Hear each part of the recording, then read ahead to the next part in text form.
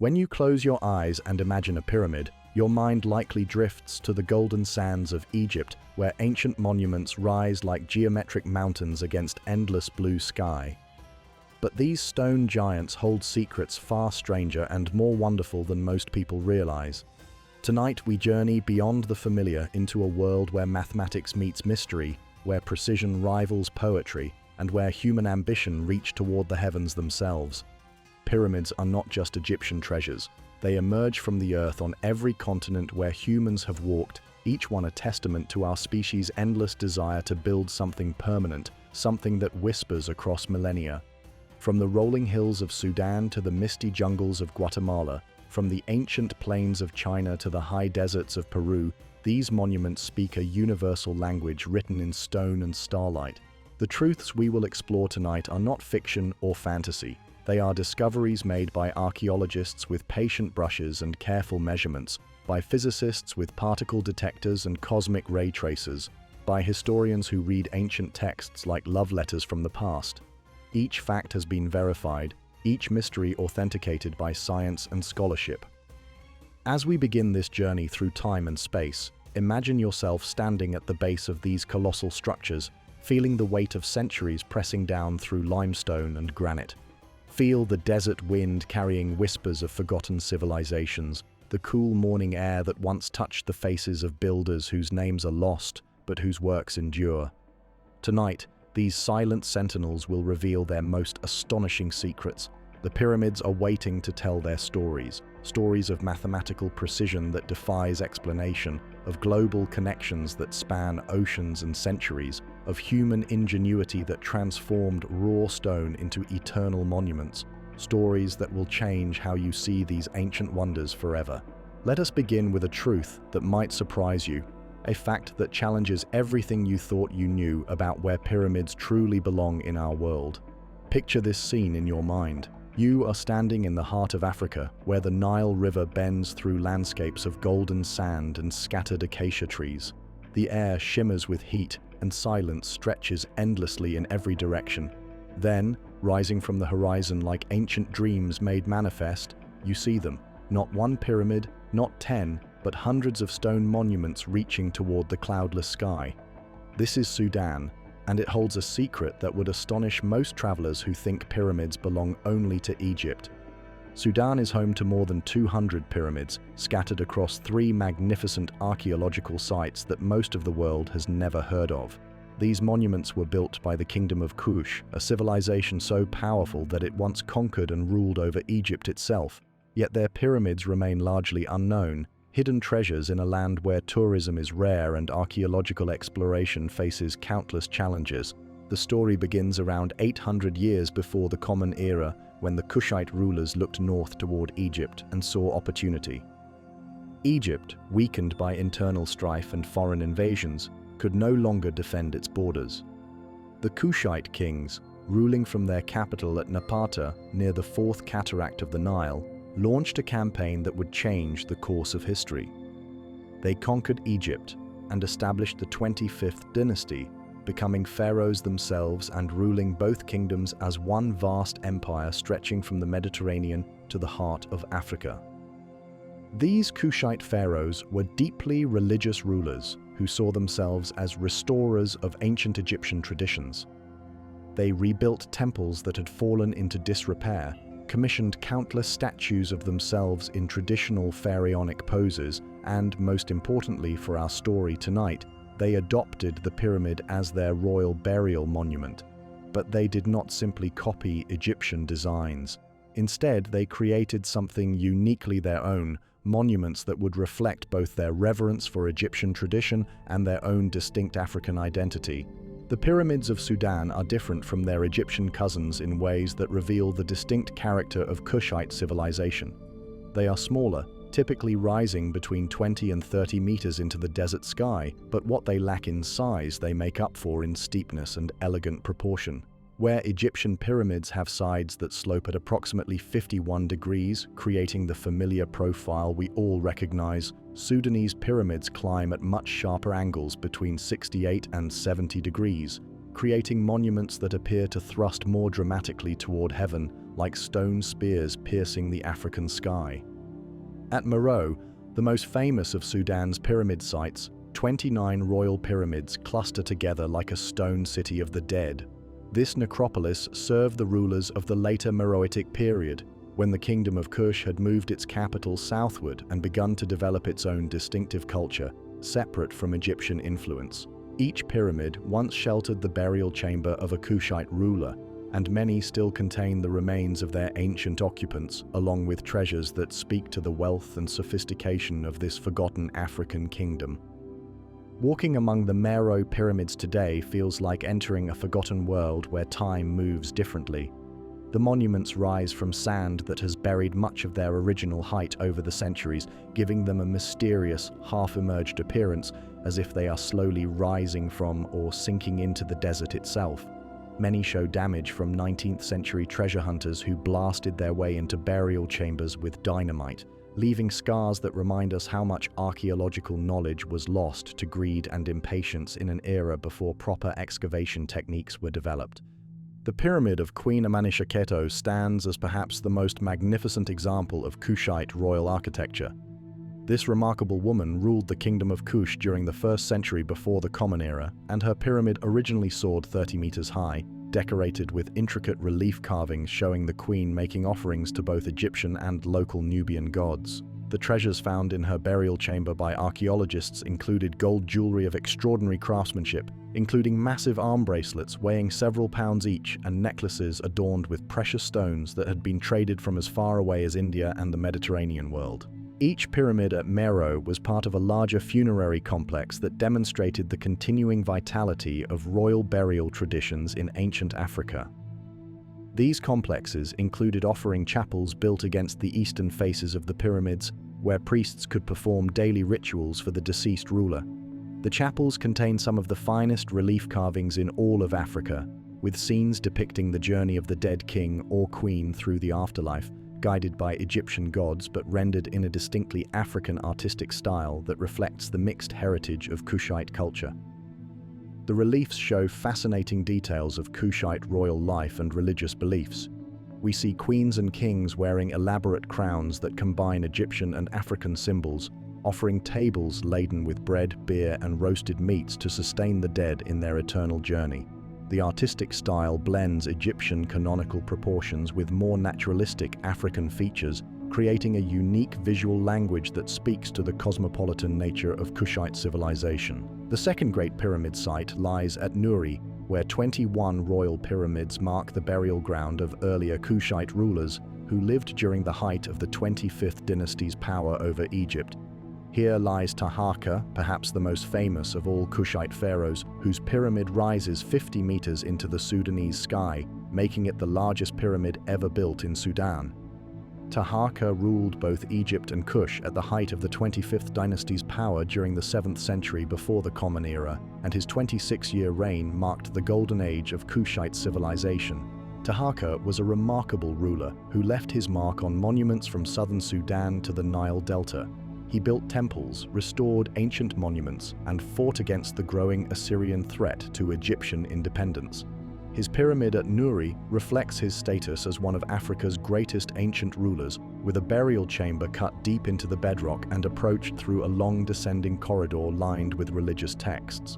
The third major site, at El Kuru, contains the earliest Kushite royal burials and provides crucial evidence for how the pyramid tradition developed in Nubia. Here, archaeologists have uncovered a fascinating sequence of tomb types, beginning with simple mound burials that gradually evolved into the first true Kushite pyramids. The earliest rulers were buried under circular stone tumuli, but as Kushite power grew and their connection to Egyptian royal traditions strengthened, these mounds gave way to the pyramid form we recognize today. The cemetery at El Kuru spans several centuries of Kushite royal history, from around 900 to 600 before the Common Era. The tombs show increasing Egyptian influence over time, but they also reveal distinctly African elements that never disappeared from Kushite royal culture. Some burials include horses, a tradition that reflects the Kushite emphasis on cavalry and their role as intermediaries in trade between sub-Saharan Africa and the Mediterranean world. What makes Sudan's pyramids truly remarkable is not just their number, but what they represent about the complex relationship between power, religion, and cultural identity in the ancient world. These monuments were built by African rulers who saw themselves as heirs to ancient Egyptian civilization while maintaining their own distinct identity rooted in the landscapes and traditions of Nubia. They wrote in both Egyptian hieroglyphs and their own Meroitic script, a writing system that scholars are still working to fully understand. The Kushite rulers worshipped both Egyptian gods like Amun and Isis alongside local Nubian deities, creating a religious synthesis that reflected their position as bridges between different worlds. Their art combined Egyptian canonical forms with African artistic traditions. Their architecture blended Egyptian monumentality with local building techniques, and their political system adapted pharaonic concepts of divine kingship to African social structures. The construction of so many pyramids over such a long period speaks to the remarkable stability and prosperity of the Kingdom of Kush. For over 1,000 years, from around 800 before the Common Era to 400 after, Kushite rulers commanded the resources and skilled labor necessary to build these monuments. They controlled rich gold mines in the eastern desert that made them among the wealthiest rulers of the ancient world, trade routes that connected tropical Africa to the Mediterranean civilizations, and iron technology that gave them military advantages over their neighbors. The wealth of the Kushite kingdom came not just from gold, but from their strategic position along the Nile River trade routes. Exotic goods from Central and Eastern Africa passed through Kushite territory on their way to Egypt and the Mediterranean world. Ivory, ebony, leopard skins, and live animals for Egyptian temples and Roman amphitheaters all brought wealth to the Kushite royal treasury. This economic prosperity funded not only pyramid construction but also the maintenance of a sophisticated court culture that lasted for centuries. Yet today, Sudan's pyramids face threats that their ancient builders could never have imagined.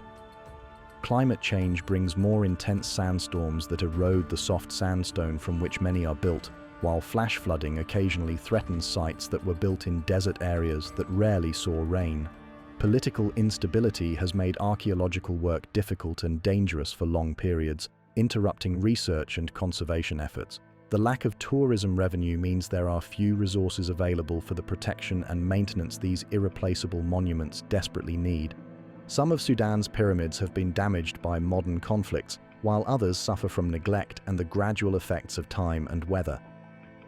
International archaeological missions work when conditions permit to document and preserve these sites, but progress is slow and funding is limited.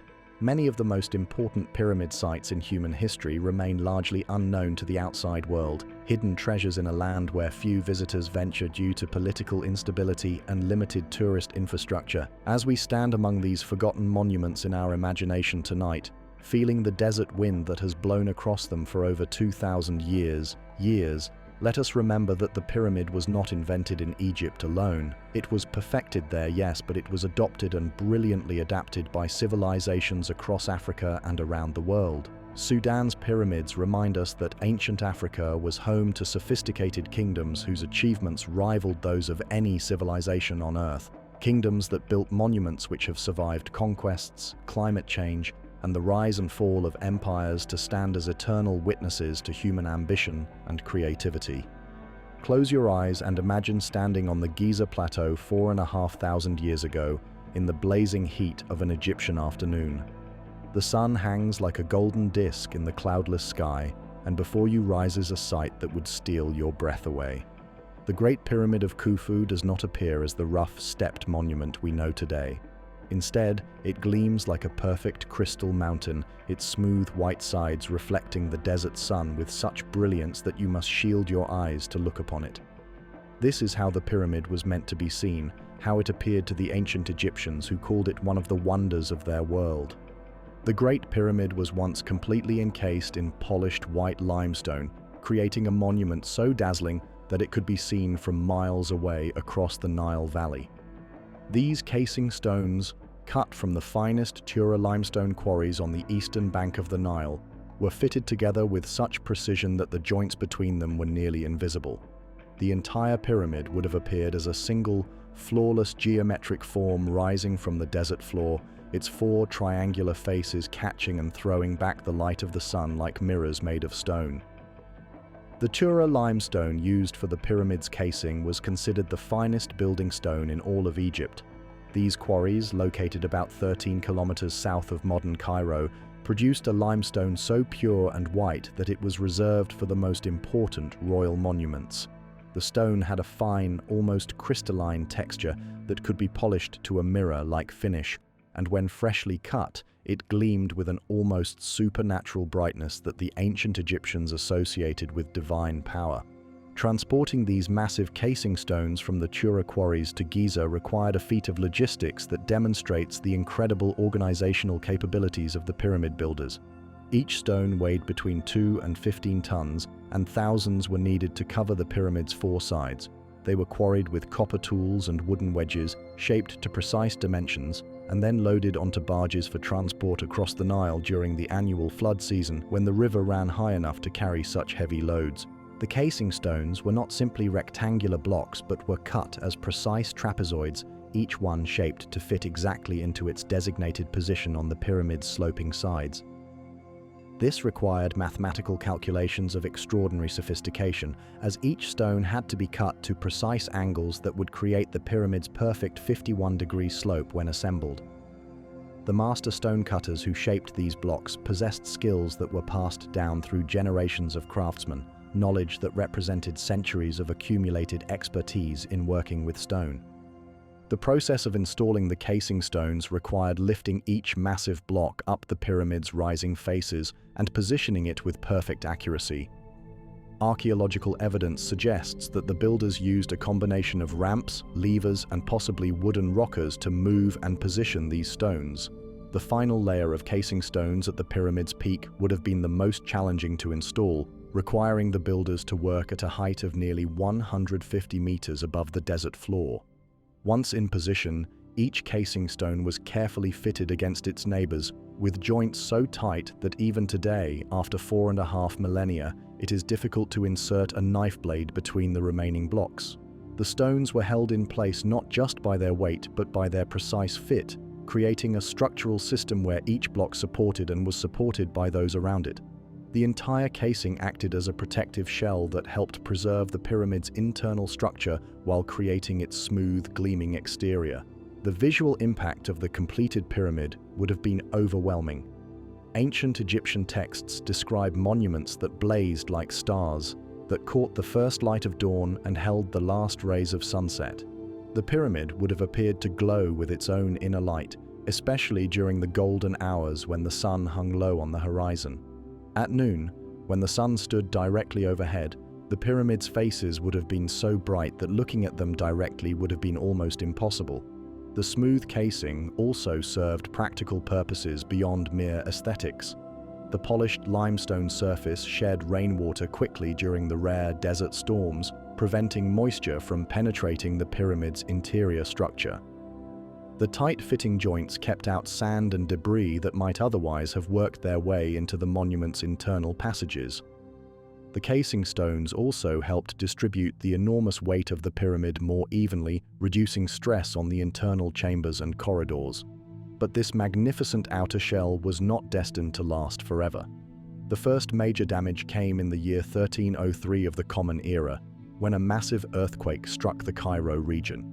The tremor loosened many of the casing stones, causing them to tumble down the pyramid's sides and shatter on the rocky ground below. This earthquake marked the beginning of the end for the pyramid's pristine appearance, creating the first gaps in the smooth stone shell that had protected and beautified the monument for over 3,000 years. In the centuries that followed, the damaged casing stones became a source of ready-cut building material for the growing city of Cairo. Medieval Arab historians describe how the fallen stones were carted away to build mosques, palaces, and houses in the expanding city. The quality of the Tura limestone made it highly prized for construction, and over the centuries, most of the pyramid's outer casing was systematically removed and reused in other buildings throughout Cairo. The process accelerated during the 14th and 15th centuries as Cairo grew rapidly and the demand for building stone increased.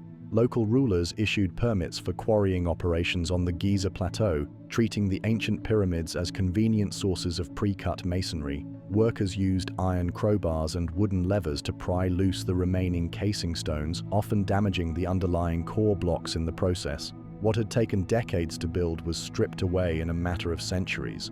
By the time European travelers began visiting Egypt in large numbers during the 18th and 19th centuries, the Great Pyramid had already lost most of its casing stones.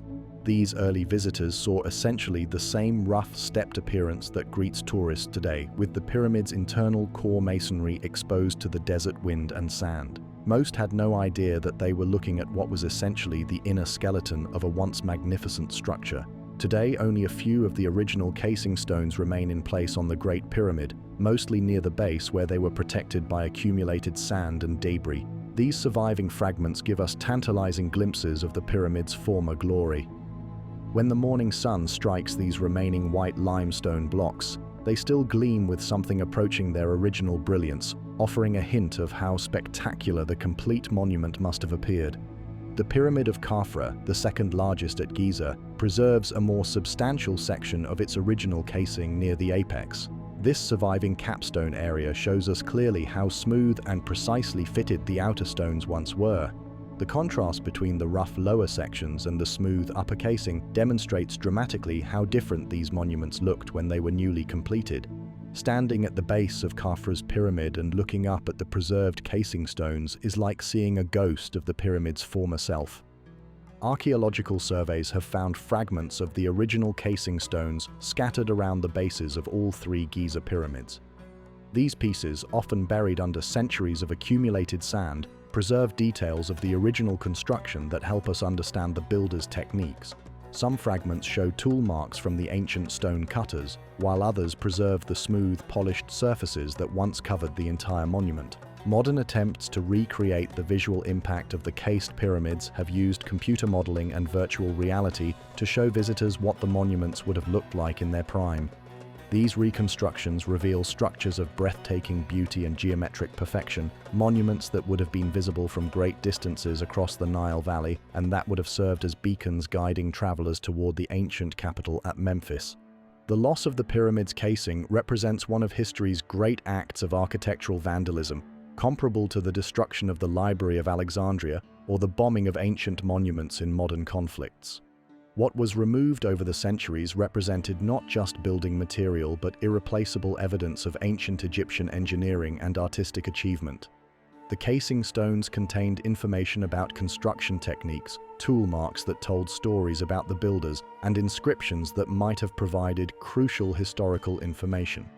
Yet even in its current state, stripped of its gleaming outer shell, the Great Pyramid continues to inspire wonder and speculation. The precision of the remaining core masonry, the complexity of the internal passages and chambers, and the sheer scale of the monument still mark it as one of humanity's greatest architectural achievements. Perhaps there is something fitting about seeing the pyramid's inner structure exposed, revealing the careful planning and massive effort that went into its construction. As we imagine the pyramid in its full glory tonight, with its mirror-bright faces catching the light of the Egyptian sun, we are reminded that the monuments we see today are often pale shadows of their former selves. Time, weather, human ambition, and simple need have stripped away layers of history, leaving us to reconstruct the past from fragments and memories. The Great Pyramid's lost casing stones remind us that even the most enduring human creations are subject to change, that nothing remains exactly as its builders intended, and that sometimes the greatest monuments are those we can now only see in our dreams. Imagine you are an ancient Egyptian surveyor standing on the rocky Giza plateau 4,500 years ago, holding nothing more sophisticated than rope, wooden measuring rods, and simple plumb bobs. Your pharaoh has commanded you to lay out the foundation for what will become the greatest monument ever built by human hands. The task seems impossible. You must create a perfect square base covering more than 13 acres, with each side measuring precisely 230 meters. Each corner must form an exact right angle. The entire foundation must be perfectly level across its vast expanse. And somehow, using only the tools available to ancient craftsmen, you must achieve a level of precision that would challenge modern engineers with all their laser levels and computer-controlled equipment. Yet this is exactly what the builders of the Great Pyramid accomplished. When modern archaeologists and engineers began measuring the pyramid with sophisticated instruments in the 19th and 20th centuries, they discovered something that seemed almost impossible to believe. The base of the Great Pyramid is so precisely constructed that the difference between its longest and shortest sides is less than 4.4 centimeters. To put this in perspective, imagine drawing a square on a piece of paper the size of a football field and having each side differ from the others by less than the width of your thumb. This extraordinary precision becomes even more remarkable when we consider the challenges the ancient builders faced. They were working with massive limestone blocks, each weighing several tons, on a construction site that covered more than 13 acres.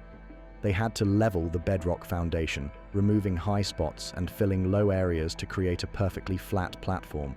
They accomplished this using techniques that archaeologists are still working to fully understand, methods that demonstrate a sophisticated grasp of geometry, engineering, and mathematics that rivals anything achieved in the ancient world. The first challenge was selecting and preparing the building site.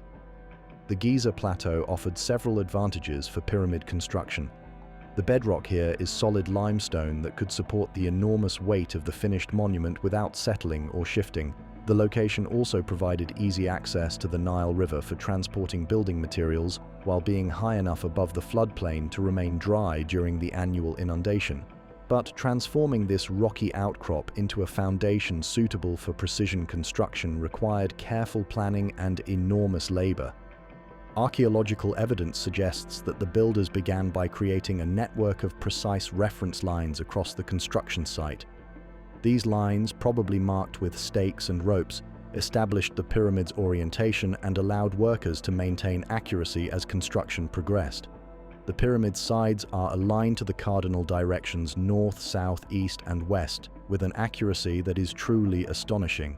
The error in orientation is less than 0.06 degrees, which means that if you walked along the pyramid's base from corner to corner, you would deviate from true north by less than the width of a human hair held at arm's length. How did ancient surveyors achieve such precision without magnetic compasses, which would not be invented for thousands of years? They used the stars. By carefully observing the movement of certain stars across the night sky, particularly those near the north celestial pole, they could establish true north with remarkable accuracy. This technique required not only astronomical knowledge, but also patient observation over many nights, waiting for the perfect conditions to make their crucial measurements. The leveling of the pyramid's base represents perhaps an even greater achievement than its orientation.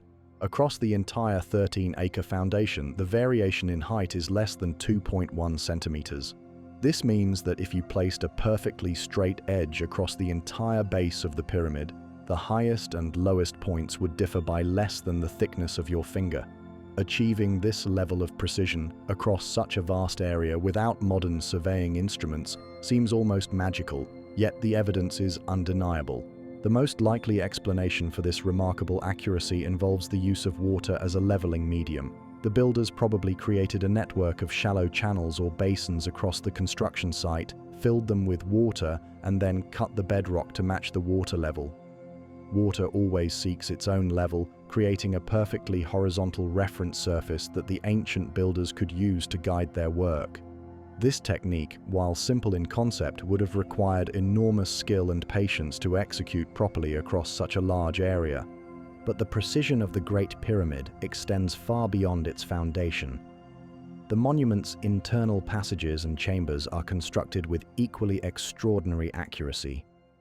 The descending passage, which leads from the pyramid's entrance down into the bedrock below, maintains a constant slope angle of 26 degrees and 18 minutes for its entire length of over 100 meters. The passage is cut so straight that a laser beam fired down its length would deviate by only a few millimeters from the passage walls. The Grand Gallery, perhaps the most spectacular interior space in any pyramid, demonstrates precision construction on an even more impressive scale. This ascending corridor rises at a 26-degree angle through the heart of the pyramid, its walls corbelled inward to create a dramatic vaulted ceiling 9 meters high. The gallery's floor is constructed of precisely cut granite blocks, while its walls are made of polished limestone fitted together with joints so tight that they remain virtually airtight after more than 4,000 years.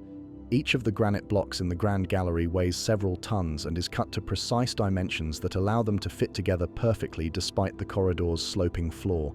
The blocks were somehow transported through the pyramid's narrow passages and positioned with millimeter accuracy in one of the most challenging construction environments imaginable.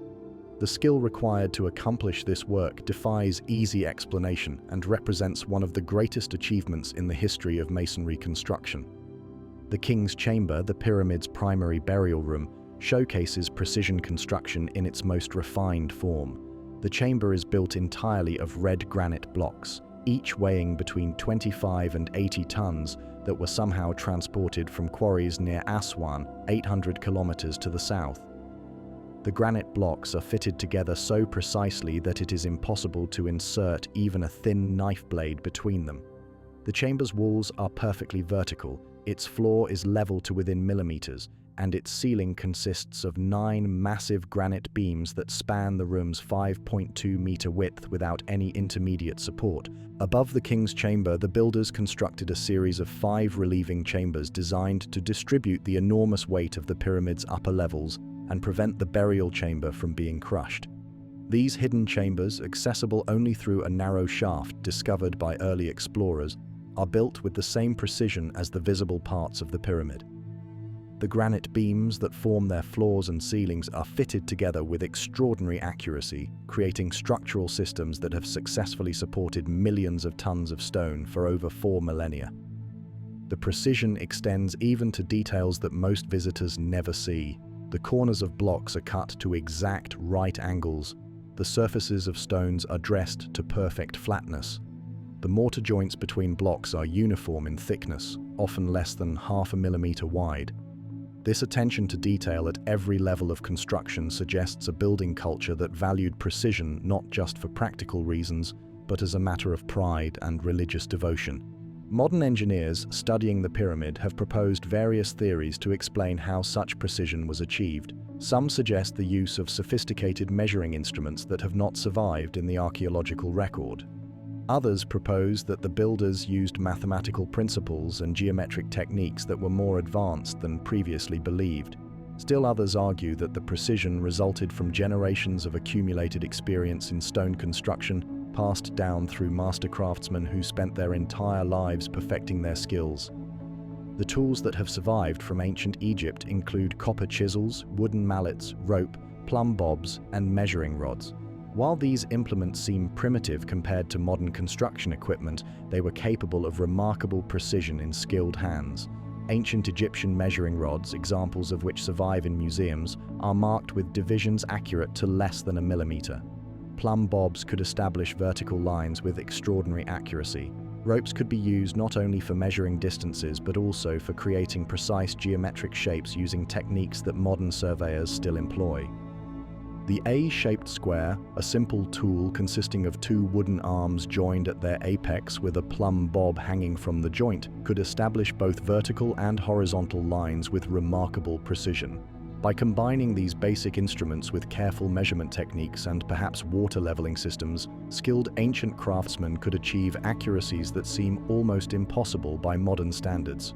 What makes the pyramid's precision even more remarkable is that it was achieved not by a single master craftsman working alone, but by teams of thousands of workers laboring over decades. Maintaining accuracy across such a massive project, involving so many people working simultaneously on different parts of the structure, required organizational systems and quality control methods that speak to the sophisticated management capabilities of the pyramid builders. The precision of the Great Pyramid serves as a reminder that ancient peoples were capable of achievements that continue to challenge our understanding and admiration. Without the benefit of modern technology, they created monuments that embody mathematical and engineering principles with an accuracy that rivals contemporary construction. Their methods may have been different from ours, but their dedication to perfection and their skill in achieving it remain unsurpassed examples of human capability and determination. As we reflect on this extraordinary precision tonight, imagine the countless hours of careful measurement, the patient adjustment of massive stone blocks, the constant checking and rechecking of angles and dimensions. Picture the master builders walking the construction site at dawn, their measuring rods and plumb bobs in hand, ensuring that every detail met their exacting standards. The precision of the Great Pyramid stands as eternal testimony to the ancient Egyptian belief that some things are worth doing perfectly, regardless of the time and effort required to achieve that perfection. Picture yourself as a traveler in time, able to soar above the earth and witness human civilization unfold across the millennia. As you drift through the centuries, watching empires rise and fall like waves upon an endless shore, you notice something extraordinary. From the sands of Egypt to the jungles of Guatemala, from the plains of China to the highlands of Peru, the same geometric form appears again and again: the pyramid. This simple yet profound shape emerges independently in cultures separated by vast oceans and thousands of years, as if some deep current in the human soul draws us inevitably toward building mountains of stone that reach toward the sky. The pyramid is not an Egyptian invention alone, though Egypt's monuments have captured our imagination most completely. It is a universal human response to the desire for permanence, for connection between earth and heaven, for structures that will outlast the brief span of human life. On every continent where civilization has flourished, except for the icebound expanses of Antarctica, ancient peoples have independently discovered the pyramid form and used it to create some of their most sacred and monumental architecture. Let us begin our global journey in the Americas, where pyramid building reached heights of sophistication that rival anything achieved in the Old World. In the heart of Mexico, about 50 kilometers northeast of modern Mexico City, stands one of the most impressive pyramid complexes ever constructed. The ancient city of Teotihuacan, whose very name means the place where the gods were created, was home to the magnificent Pyramid of the Sun. This massive monument, built sometime between the 1st and 7th centuries of the Common Era, rises 65 meters above the surrounding plain and covers a base area larger than the Great Pyramid of Giza. Walking through Teotihuacan today, even in its ruined state, feels like entering a sacred landscape designed by giants. The Pyramid of the Sun anchors the northern end of the Avenue of the Dead, a broad ceremonial boulevard that stretches for more than 2 kilometers through the heart of the ancient city. The pyramid itself was built in several stages over centuries, each generation of builders adding to the monument until it reached its final towering height. Unlike Egyptian pyramids, which were primarily royal tombs, the Pyramid of the Sun seems to have served as a temple platform, its flat top once supporting wooden structures where priests performed rituals to ensure the continuation of the cosmic order. The construction techniques used at Teotihuacan demonstrate engineering sophistication that developed entirely independently of old-world pyramid building. The builders used a core of rubble and adobe brick faced with carefully cut volcanic stone, creating structures that have withstood earthquakes and centuries of weathering. The pyramid's orientation is precisely aligned to astronomical phenomena, suggesting that its builders possessed advanced knowledge of celestial movements and used this knowledge to integrate their monuments into the larger cosmic order. Further south, in the tropical rainforests of Guatemala and neighboring countries, the Maya created perhaps the most sophisticated pyramid-building civilization in human history. Mayan pyramids were not isolated monuments but formed the ceremonial hearts of great cities that flourished for over 1,000 years. At Tikal, one of the greatest Mayan centers, pyramid temples rise above the forest canopy like artificial mountains, their steep sides climbing toward the sky in a series of terraced levels that seem to merge with the clouds themselves. The Temple of the Grand Jaguar at Tikal, built in the 8th century of the Common Era, exemplifies Mayan pyramid architecture at its most refined. This monument rises 47 meters above the forest floor, its 9 terraced levels representing the 9 levels of the Mayan underworld. At its summit, a temple structure once housed sacred rituals and served as a tomb for one of Tikal's greatest rulers. The entire complex demonstrates how the Maya integrated architecture, astronomy, religion, and political power into unified expressions of cosmic order.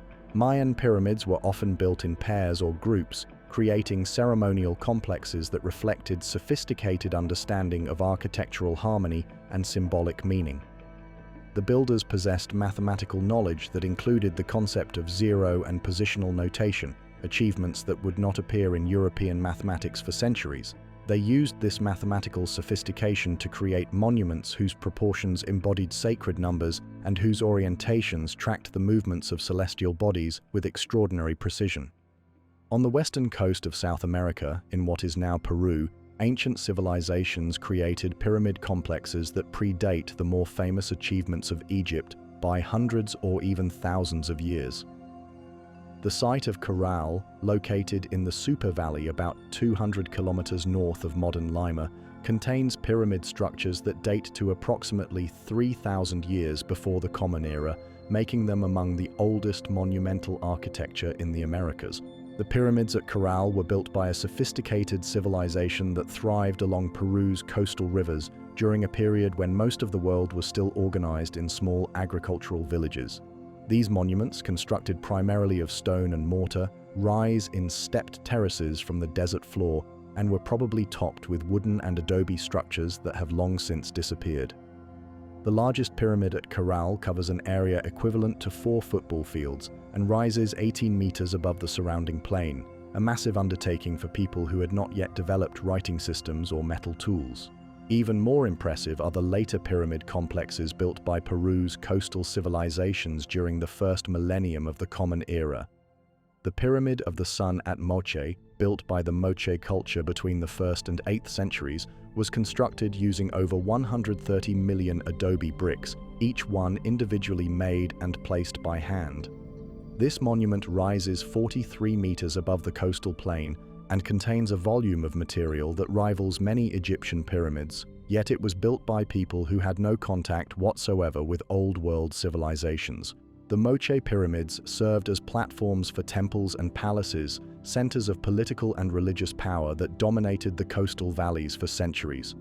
Their builders possessed sophisticated understanding of hydraulic engineering, creating irrigation systems that transformed desert valleys into productive agricultural landscapes capable of supporting the large populations needed for monumental construction projects. Crossing the Pacific Ocean to Asia, we find pyramid building traditions that developed in complete isolation from both American and African examples. In China, during the Western Han Dynasty period from about 200 years before to 200 years after the Common Era, emperors constructed elaborate tomb complexes that included artificial mountains we would recognize as pyramids. These monuments, built primarily of earth and stone, were designed to serve as eternal resting places for China's most powerful rulers. The tomb complex of the first Chinese emperor, Qin Shi Huang, who died in 210 before the Common Era, includes what may be the largest pyramid ever constructed by volume. This massive mound, now overgrown with vegetation and resembling a natural hill, covers an area of over 25 hectares and rises 76 meters above the surrounding countryside. Beneath this artificial mountain lies one of archaeology's greatest treasures, the tomb complex that includes the famous terracotta army of over 8,000 life-sized clay soldiers. Chinese pyramid building reflected philosophical and religious concepts that were entirely different from those that motivated pyramid construction in other parts of the world. Chinese emperors saw themselves as intermediaries between heaven and earth, and their tomb pyramids were designed to facilitate their continued role as cosmic mediators after death. The artificial mountains created by these pyramids were intended to harmonize with the natural landscape according to principles of feng shui, creating sacred spaces where the emperor's spirit could continue to benefit his people. The Chinese approach to pyramid construction also demonstrated sophisticated engineering capabilities that developed independently of other pyramid building traditions. The builders used carefully designed drainage systems to prevent water damage, constructed elaborate internal chambers and passages, and employed architectural techniques that allowed their monuments to withstand earthquakes and other natural disasters for over 2,000 years. In Southeast Asia, the island of Java in present-day Indonesia contains what may be the most mysterious pyramid-like structure in the world. Gunung Padang, which means Mountain of Enlightenment in the local language, appears to be a natural hill but contains extensive terraced stone structures that some researchers believe may represent one of the oldest megalithic sites on Earth. The monument consists of several terraced levels constructed of precisely fitted stone blocks. creating a stepped pyramid form that rises from the surrounding landscape. Recent archaeological investigations at Gunung Padang have revealed construction techniques and dating evidence that suggest the site may have been built over a period of thousands of years, with the oldest levels potentially dating back 10 to 20,000 years. If these dates are confirmed, Gunung Padang would represent evidence of sophisticated stone construction capabilities among ancient peoples who lived long before the development of agriculture and permanent settlements. The terraced structure of Gunung Padang bears striking resemblances to pyramid forms found around the world, yet it was clearly built by people who had no contact with pyramid builders in other regions. The site demonstrates how the pyramid form seems to arise naturally when human societies develop the organizational capabilities and motivation to create monumental architecture. Even in Europe, far from the traditional centers of pyramid building, archaeological evidence suggests that ancient peoples occasionally created pyramid-like structures. On the island of Sicily off the southern coast of Italy, researchers have identified artificial mounds and terraced structures that may represent European attempts at pyramid construction during prehistoric times. While these monuments are much smaller and less sophisticated than pyramids found elsewhere, they demonstrate that the pyramid form appeared even in regions where monumental stone architecture was uncommon. The most controversial European pyramid claims center on sites in Bosnia, where some researchers have argued that certain hills contain artificial structures that represent megalithic pyramid construction. While these claims remain highly disputed within the archaeological community, they reflect the continuing human fascination with finding pyramid forms in landscapes around the world. What makes the global distribution of pyramids truly remarkable is not just their widespread occurrence, but their independent development in cultures that had no contact with each other. The pyramid builders of ancient Peru knew nothing of Egyptian construction techniques. The Chinese emperors who built artificial mountain tombs had never seen Mayan temple pyramids. The people who constructed terraced monuments in Indonesia developed their building methods in complete isolation from African pyramid builders. This independent invention of the pyramid form across multiple continents and cultures suggests that the pyramid represents something fundamental about human nature and our relationship to the cosmos.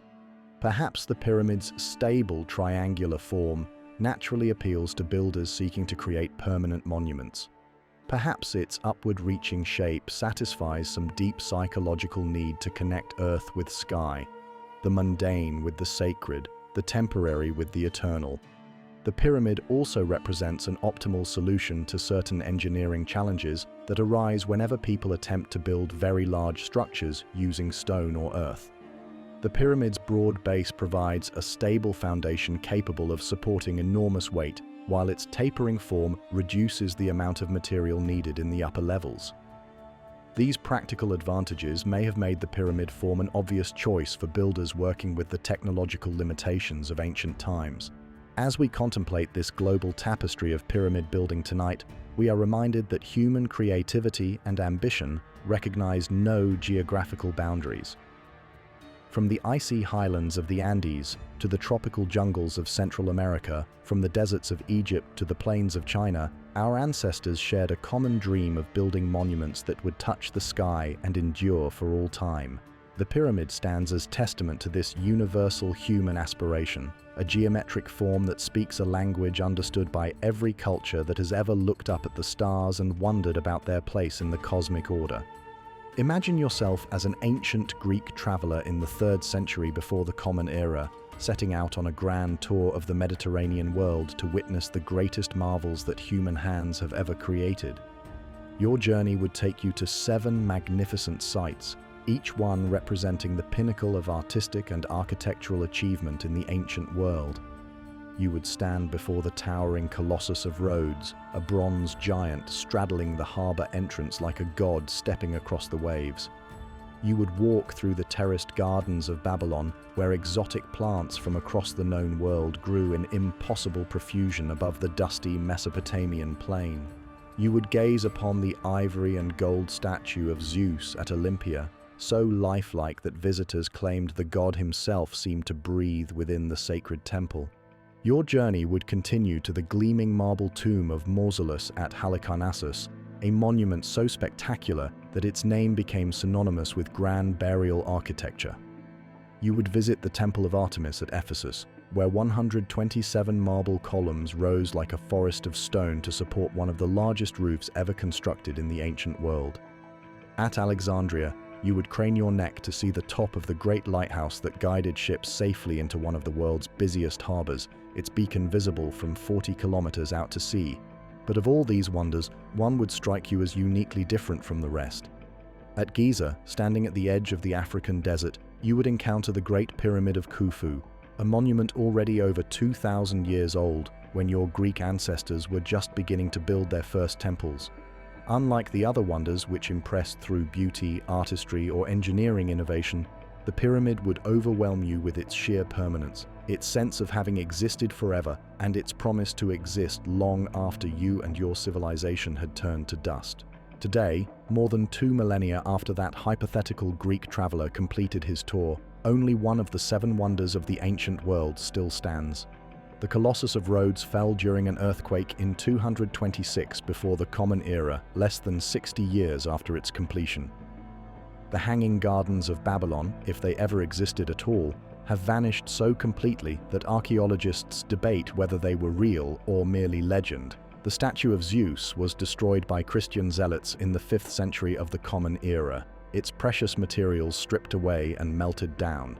The mausoleum at Halicarnassus was gradually dismantled over the centuries, its stones reused to build fortifications for medieval knights. The Temple of Artemis was burned, rebuilt, and burned again, until nothing remained but scattered fragments buried beneath Turkish farmland. The lighthouse of Alexandria succumbed to a series of earthquakes that toppled even its massive foundations into the Mediterranean waves. Only the Great Pyramid endures, weathered but essentially intact, the sole surviving witness to the architectural ambitions of the ancient world. It has outlasted not only the other 6 wonders, but also the entire civilization that created it. The pharaohs who commanded its construction are long forgotten except as names in history books. The language they spoke is dead, preserved only in hieroglyphic inscriptions that scholars spent centuries learning to read. The gods they worshipped have no temples, no priests, no believers, yet their pyramid remains as solid and imposing as the day its builders laid the final capstone nearly 4,500 years ago. The pyramid's survival is even more remarkable when we consider the forces that have worked against it over the millennia. Earthquakes have shaken the Giza plateau repeatedly, each tremor potentially capable of bringing down structures built by less skilled engineers. The desert climate, while generally preserving, brings sandstorms that scour exposed surfaces and temperature extremes that expand and contract stone until it cracks. Human interference has been perhaps the greatest threat, as conquerors, treasure hunters, and builders seeking ready-made stone have attacked the monument again and again throughout its long history. The pyramid has witnessed the rise and fall of empires that its builders could never have imagined. It stood ancient and mysterious when Alexander the Great conquered Egypt in 332 before the Common Era. Roman emperors climbed its passages as tourists, scratching their names into its stones like modern visitors leave graffiti. Byzantine Christians saw it as a pagan monument to be ignored or destroyed. Arab conquerors recognized its magnificence while stripping away its outer casing for their own building projects. Ottoman rulers used it as a quarry while marveling at its construction. European explorers measured and mapped it while looting whatever treasures they could find. Through all of these encounters with different civilizations and cultures, the pyramid has endured essentially unchanged. Its core structure remains as solid as ever. Its internal passages still navigate the same mysterious routes through the heart of the monument. Its chambers still echo with the footsteps of visitors as they did when the pyramid was young. This endurance speaks not only to the skill of its builders, but also to something fundamental about the pyramid form itself. The Great Pyramid was built to last forever, and its design reflects this eternal ambition in every detail. The monument contains approximately 2.3 million stone blocks, each one weighing between 2 and 15 tons. These blocks were cut from local limestone quarries and fit together with such precision that even today, after millennia of weathering and human interference, the joints between them remain virtually waterproof. The pyramid's internal structure includes multiple chambers and passages that distribute the enormous weight of the upper levels, preventing any single point from bearing more stress than the stone can support. The builders understood that creating a truly permanent monument required more than just piling up massive amounts of stone. They had to consider how their structure would interact with natural forces over thousands of years. The pyramid's sloping sides shed rainwater quickly during the rare desert storms, preventing moisture from accumulating and freezing in cracks during cold nights. The solid limestone core is naturally resistant to erosion and chemical weathering, while the internal design allows the monument to flex slightly during earthquakes without suffering structural damage. Perhaps most importantly, the pyramid was built large enough and solid enough that even significant damage to its exterior would not threaten its overall stability. When earthquakes brought down sections of the outer casing, the core structure remained intact. When treasure hunters blasted holes in its sides, the surrounding masonry was strong enough to maintain the pyramid's basic form. When builders carried away millions of tons of its outer stones, the essential pyramid shape endured because the internal structure was designed to be self-supporting. The pyramid's role as the last surviving wonder also reflects the changing relationship between human civilizations and their monumental architecture over the past 2 millennia. The other 6 wonders were all destroyed or abandoned as the cultures that created them declined or were conquered by peoples with different values and priorities. Religious monuments were destroyed by followers of new faiths. Royal tombs were looted by treasure hunters seeking portable wealth. Civic buildings were demolished to make way for new construction or to provide building materials for more pressing needs. The Great Pyramid survived partly because it was so massive and so solidly built that destroying it would have required more effort than most conquerors were willing to invest. Unlike temples or palaces, which contained valuable decorations and furnishings that made destruction profitable, the pyramid offered little reward to those who might have wished to tear it down. Its internal chambers had been looted long before the rise of Islam, and its construction stone, while valuable, was so difficult to extract that builders often found it easier to quarry fresh limestone than to dismantle the ancient monument. The pyramid also benefited from a kind of protective mystique that grew around it over the centuries. Even conquerors who felt no respect for ancient Egyptian religion recognized the pyramid as something extraordinary, a monument that deserved preservation as a testament to human achievement. Arab historians and geographers wrote admiringly of the pyramid's construction, preserving traditions about its builders and speculating about the techniques they used. Medieval European travelers returned from Egypt with tales of the pyramid's wonders, helping to establish its reputation as one of the great sights of the world. During the Renaissance and Enlightenment, as European interest in ancient civilizations revived, the Great Pyramid became a symbol of lost wisdom and ancient achievement. Scholars proposed increasingly elaborate theories about its construction and purpose, while artists created romantic images of the monument rising from endless desert sands. This renewed fascination helped protect the pyramid from casual destruction, as it came to be seen not just as an ancient building, but as an irreplaceable link to humanity's past. The pyramid's survival into the modern era has allowed it to serve roles that its builders never intended. It has become a laboratory for archaeologists and engineers studying ancient construction techniques. Its passages and chambers have been mapped with laser scanners and explored with robotic cameras, revealing secrets that remained hidden for millennia. Recent discoveries, including the detection of hidden chambers using cosmic ray imaging, prove that the pyramid still holds mysteries waiting to be solved. The monument has also become a powerful symbol of human endurance and ambition, inspiring countless writers, artists, and dreamers who see in its weathered stones a promise that some human achievements can indeed last forever. Standing at its base today, visitors from around the world experience the same sense of awe that struck ancient Greek travelers over 2,000 years ago. The pyramid connects us directly to our ancestors, allowing us to touch stones that were shaped by human hands when our civilization was still young. As the only survivor of the 7 wonders, the Great Pyramid carries a unique burden of representation. It must stand not only for itself and the civilization that created it, but for all the lost wonders that once inspired travelers from across the ancient world. In its silent endurance, we can imagine something of the vanished glories of Rhodes and Babylon, Olympia and Halicarnassus, Ephesus, and Alexandria. The pyramid reminds us that while individual civilizations may rise and fall, the human drive to create lasting beauty and meaning continues across the centuries. Tonight, as we contemplate this last wonder standing alone in the Egyptian desert, we are reminded that true permanence is rare and precious in human affairs.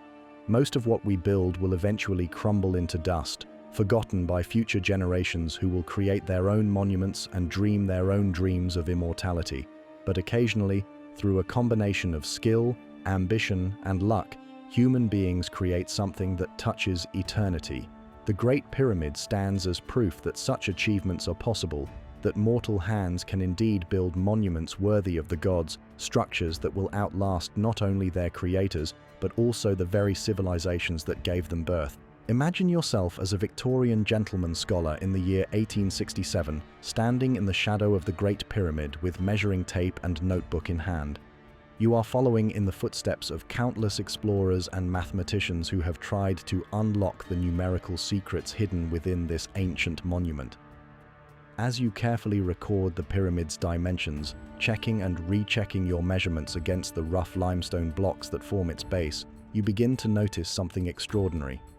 The numbers seem to be speaking to you, whispering of mathematical relationships that appear too precise, too sophisticated to be mere coincidence. The base of the Great Pyramid measures approximately 230.4 meters on each side.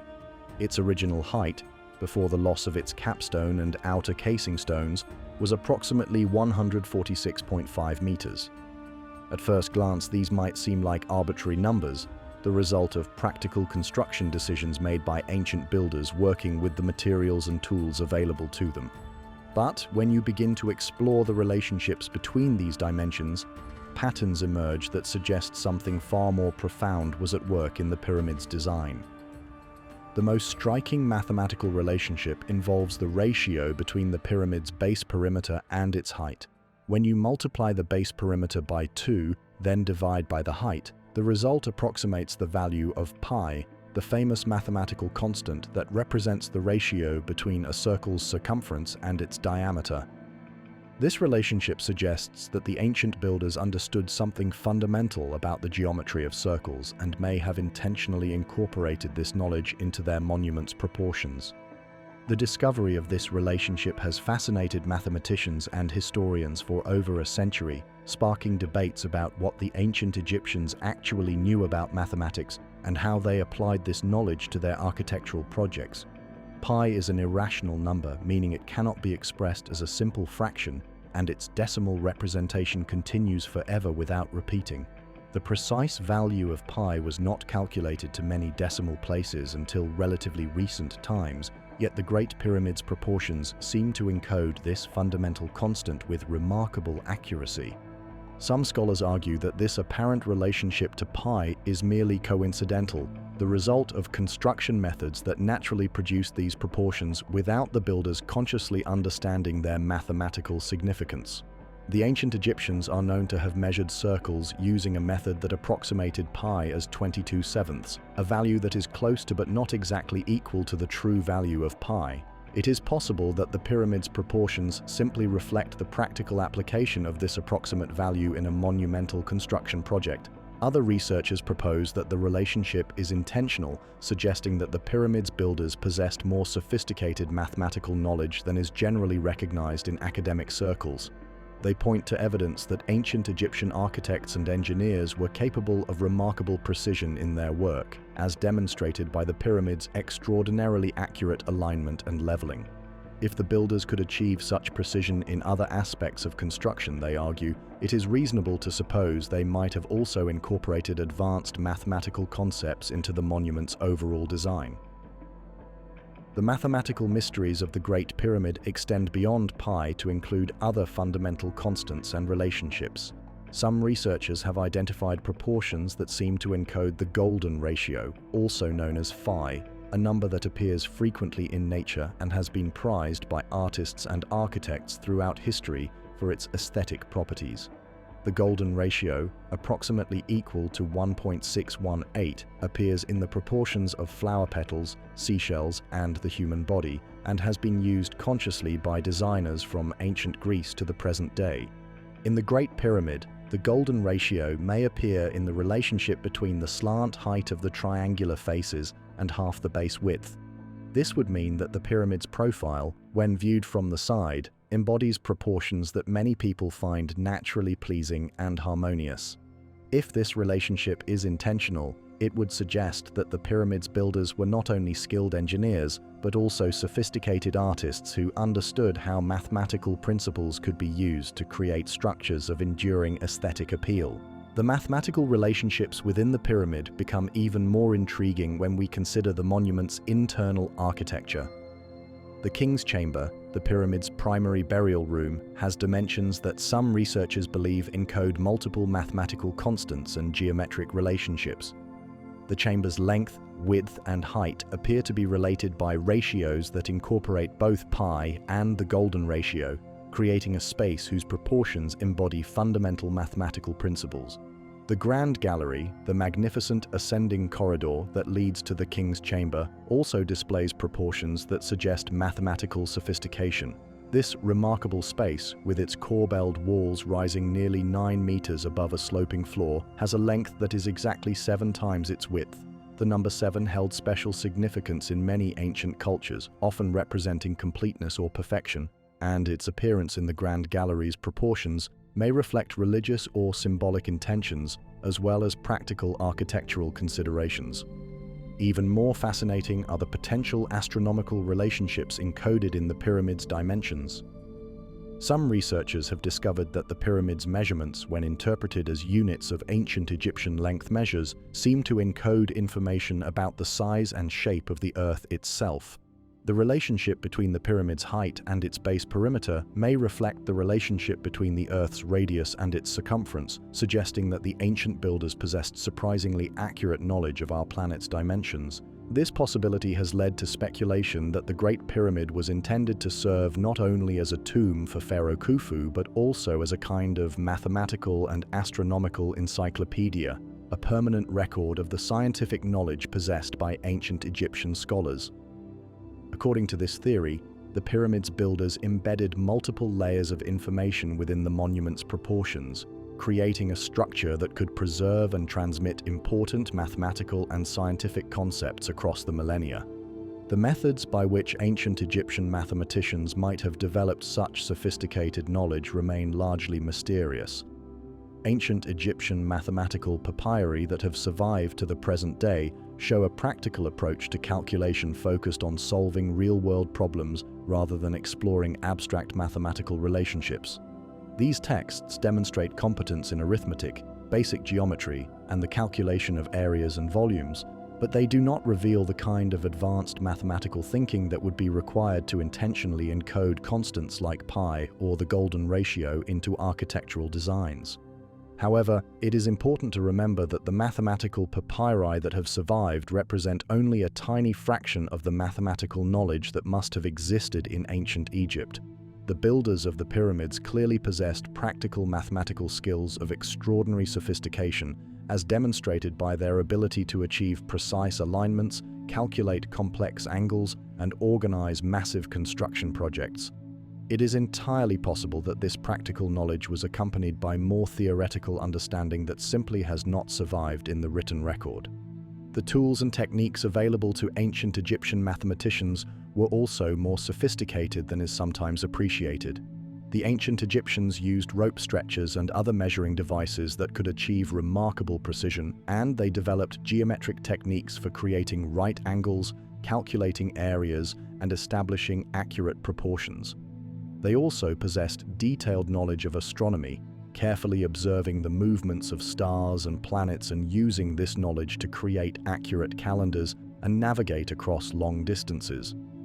When we combine this mathematical and astronomical expertise with the organizational capabilities demonstrated by pyramid construction, it becomes easier to imagine how ancient builders might have incorporated advanced mathematical concepts into their monuments. The process would have required careful planning, precise measurement, and sophisticated understanding of geometric relationships, but these are exactly the capabilities that pyramid construction demanded in other aspects of the work. The question of intentionality remains central to debates about the pyramid's mathematical properties. Even if we accept that the monument's proportions do indeed encode mathematical constants like pi and the golden ratio, we must still ask whether this encoding was deliberate or coincidental. Ancient builders working with practical construction techniques and traditional proportional systems might have naturally arrived at dimensions that happen to approximate these mathematical relationships without consciously intending to do so. The answer to this question may ultimately be less important than the relationships themselves. Whether intentional or coincidental, the mathematical properties of the Great Pyramid demonstrate the deep connections that exist between human creative activity and the fundamental mathematical principles that govern our universe. The pyramid stands as evidence that great architecture naturally tends to embody mathematical harmony, that structures built with care and precision will inevitably reflect the geometric relationships that underlie all natural forms. Modern researchers continue to discover new mathematical relationships within the pyramid's dimensions using increasingly sophisticated measurement techniques and analytical methods. Laser scanning and other high-precision technologies have allowed scholars to measure the monument with unprecedented accuracy, revealing proportional relationships that earlier investigators could never have detected. Each new discovery adds another layer to our understanding of the pyramid's mathematical sophistication while raising new questions about the intentions and capabilities of its builders. The mathematical mysteries of the Great Pyramid also remind us that ancient peoples were capable of intellectual achievements that continue to challenge our understanding. Whether or not the pyramid's builders consciously intended to encode mathematical constants in their monument, the precision and sophistication of their work demonstrate levels of knowledge and skill that command our respect and admiration. The pyramid stands as a testament to the power of human intelligence and creativity, proof that our ancestors were capable of insights and achievements that still inspire wonder today. As we contemplate these mathematical mysteries tonight, imagine the ancient architects and engineers working by lamplight in their workshops, calculating angles and proportions with tools that seem primitive by modern standards but were capable of extraordinary precision in skilled hands. Picture them debating the optimal dimensions for their monument, perhaps guided by mathematical principles we are only beginning to understand. The numbers they chose continue to speak across the millennia, whispering secrets about the deep mathematical order that underlies our universe and connects human creativity to the eternal patterns that govern all existence. Picture yourself standing inside the Great Pyramid on a November morning in the year 2017, surrounded by an international team of scientists who are about to announce one of the most significant archaeological discoveries of the 21st century. The stone corridors around you have echoed with footsteps for over 4,000 years, yet today they witness something unprecedented. For the first time since the pyramid was sealed, human beings have discovered a new chamber hidden within its limestone heart, detected not by pickaxes or dynamite, but by invisible particles that rain down from the depths of space itself. The discovery began with a simple yet profound realization. While archaeologists had spent centuries mapping the pyramid's known passages and chambers, vast portions of the monument's interior remained unexplored and unmapped.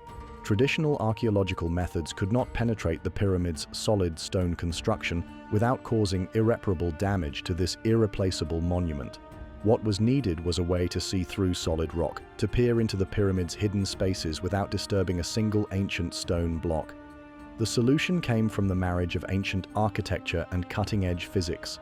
High-energy particles called muons constantly bombard our planet from outer space, created when cosmic rays from distant stars and galaxies collide with atoms in Earth's upper atmosphere. These ghostly particles can pass through enormous amounts of solid matter, traveling through mountains and buildings as easily as light passes through glass. Most importantly for archaeology, muons are absorbed differently by air and stone, making it possible to detect hollow spaces within solid structures by measuring the patterns of muon radiation that pass through them. The Scan Pyramids project, an international collaboration between universities in France, Japan, and Egypt, placed sophisticated muon detectors inside the pyramid's known chambers, where they patiently recorded the cosmic ray particles streaming through the monument from all directions.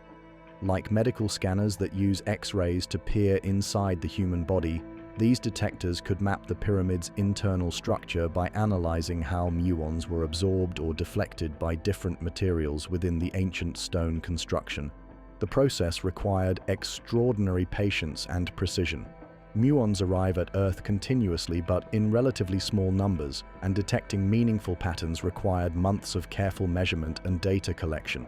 The scientists had to account for variations in cosmic ray intensity, changes in atmospheric conditions, and the complex geometry of the pyramid's known internal structure. Each measurement had to be cross-checked and verified using multiple detector systems placed in different locations within the monument. Slowly, over many months of data collection, a pattern began to emerge from the cosmic noise. Above the Grand Gallery, the pyramid's magnificent ascending corridor, the muon detectors were recording higher particle counts than expected. This excess of muons suggested the presence of a large void, a space filled with air rather than solid stone, hidden within the pyramid's core structure approximately 30 meters above the Grand Gallery floor.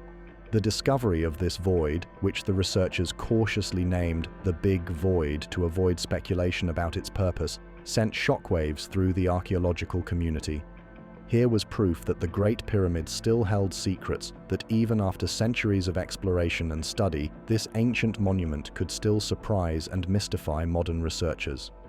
The void appeared to be substantial in size, with a length of at least 30 meters and possibly much more, making it comparable in scale to the Grand Gallery itself. The Big Void's location within the pyramid's structure suggested several intriguing possibilities about its purpose and construction. Positioned above the Grand Gallery and roughly aligned with it, the void might represent a second grand corridor, perhaps intended to relieve structural stress on the gallery below, or to serve some religious or astronomical function that we do not yet understand. Alternatively, it might be an irregularly shaped chamber or a complex of smaller spaces that appear as a single void when viewed through muon tomography.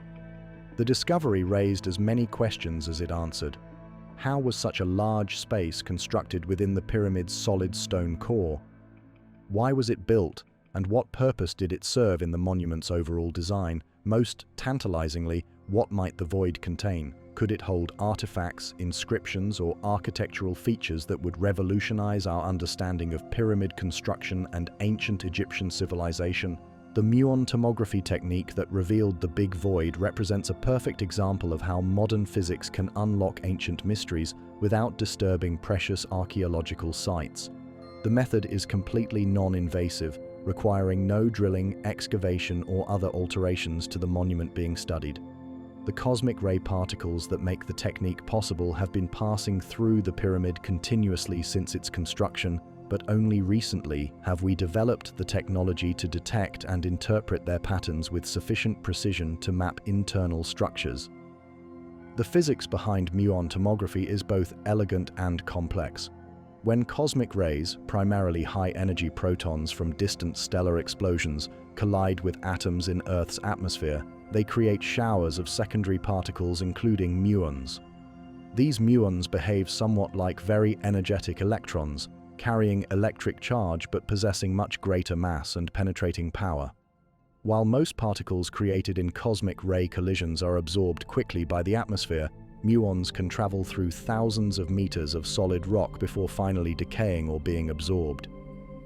As muons pass through matter, they interact with atomic nuclei in ways that depend on the density and composition of the material they encounter. Dense materials like stone absorb muons more readily than less dense materials like air. By placing sensitive detectors that can record individual muon impacts and measure their directions and energies, scientists can reconstruct three-dimensional images of the internal structure of large objects, much like medical CT scanners create images of the human body. The detectors used in the Scan Pyramids project were marvels of modern engineering, capable of recording the precise position, direction, and energy of individual muons as they passed through the pyramid. Some detectors used photographic emulsion plates, the same technology that allowed early 20th century physicists to discover many fundamental particles, but refined to achieve unprecedented sensitivity and resolution. Other detectors employed electronic sensors that could instantly record and digitize muon impacts, allowing real-time monitoring of the data collection process. The data analysis required to extract meaningful information from muon measurements involved sophisticated mathematical techniques and powerful computers. Raw muon count data had to be corrected for variations in cosmic ray intensity, atmospheric effects, and the geometry of the detector systems. The researchers had to model the pyramid's known internal structure mathematically and subtract its effects from their measurements to isolate the signals from previously unknown voids. The discovery of the Big Void also demonstrated the value of international scientific collaboration in archaeology. The Scan Pyramids project brought together expertise in particle physics from Japanese universities, engineering knowledge from French institutions, and archaeological experience from Egyptian researchers. Each team contributed unique capabilities and perspectives that were essential to the project's success, showing how modern archaeological research increasingly requires interdisciplinary cooperation. Following the announcement of the Big Void discovery, researchers have continued to refine their measurements and explore other areas of the pyramid using muon tomography and complementary techniques. Additional detector systems have been installed to map the void's precise shape and dimensions, while other scanning methods, including infrared thermography and ground-penetrating radar, have been used to search for additional hidden features within the monument. The discovery has also sparked intense debate about how to further investigate the newly detected void. Some researchers advocate for minimally invasive exploration using small robotic devices that could be inserted through tiny drilled holes, similar to the techniques used to explore other pyramid chambers in recent decades. Others argue for patience, suggesting that future advances in scanning technology might reveal more information about the void's contents without requiring any physical intervention. The ethical and practical challenges of exploring the Big Void reflect broader questions about how to balance scientific curiosity with conservation responsibilities. The Great Pyramid is not only an archaeological site but also a UNESCO World Heritage Monument that must be preserved for future generations. Any exploration technique, no matter how carefully designed, carries some risk of damage to the ancient structure. Researchers must weigh the potential scientific benefits of further investigation against the paramount responsibility to protect this irreplaceable monument. The detection of the Big Void has also inspired new research into other ancient monuments around the world. Muon tomography is now being applied to pyramids in Mexico, temples in Cambodia, and other archaeological sites where traditional excavation methods are impractical or undesirable. The technique promises to revolutionize archaeology by allowing researchers to map the internal structure of monuments without disturbing them, opening new possibilities for understanding ancient construction techniques and discovering hidden chambers or features. The psychological impact of the Big Void discovery extends far beyond the archaeological community. For many people around the world, the revelation that the Great Pyramid still holds unknown secrets reinforces the monument's mystique and wonder. In an age when satellite imagery and global communication systems seem to have mapped and catalogued every corner of our planet, the discovery of a major architectural feature hidden within one of humanity's most famous monuments reminds us that mysteries still await discovery. The Big Void also serves as a powerful symbol of how much we still do not know about ancient civilizations and their achievements. Despite centuries of study by some of history's most brilliant archaeologists, historians, and engineers, the Great Pyramid continues to surprise and challenge our understanding.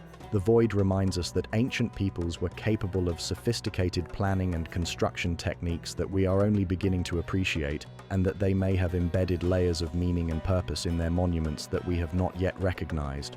As we contemplate this hidden chamber tonight, detected by particles from distant stars and revealed by technologies that would seem like magic to the pyramid's ancient builders, we are reminded of the profound connections that link past and present, Earth and cosmos. The same cosmic rays that allowed us to discover the Big Void have been passing through the pyramid since the day it was completed, carrying information about its hidden spaces across thousands of years until we finally developed the wisdom and technology to decode their message. The Void waits patiently in the darkness above the Grand Gallery, holding whatever secrets the pyramid's builders chose to place within it. Perhaps it contains artifacts that will revolutionize our understanding of ancient Egyptian civilization. Perhaps it holds architectural features that will reveal new insights into pyramid construction techniques. Or perhaps it is simply empty space, serving structural or symbolic purposes that we do not yet comprehend.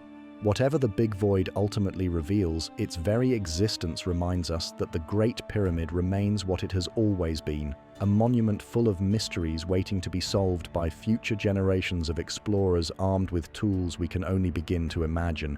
Imagine standing on the Giza plateau in the year 2550 before the Common Era, watching the greatest construction project in human history unfold before your eyes.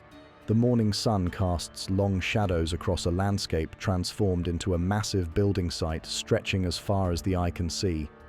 Thousands of workers move with purposeful energy across carefully laid out work areas, their bronze tools glinting in the desert light. Massive stone blocks, each weighing as much as a modern automobile, somehow move steadily up the rising faces of what will become the Great Pyramid, defying every expectation of what should be possible with ancient technology. Yet for all our modern knowledge and sophisticated analysis, the precise methods used to accomplish this monumental feat remain tantalizingly beyond our complete understanding. We can observe the results, measure the precision, analyze the logistics, and even replicate small-scale versions of the construction techniques. But the full picture of how 20,000 workers managed to place 2.3 million stone blocks with such extraordinary accuracy continues to challenge archaeologists, engineers, and historians more than 4 millennia after the last stone was set in place. The mystery begins with the most basic question of all.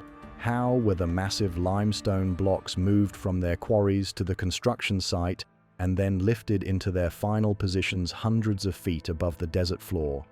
The core stones of the pyramid were quarried from the Giza plateau itself, carved from the same limestone bedrock on which the monument stands. This local quarrying created the deep excavations that can still be seen around the pyramid today, scars in the landscape that reveal the enormous scale of the stone extraction operation. The quarrying process itself required sophisticated planning and execution.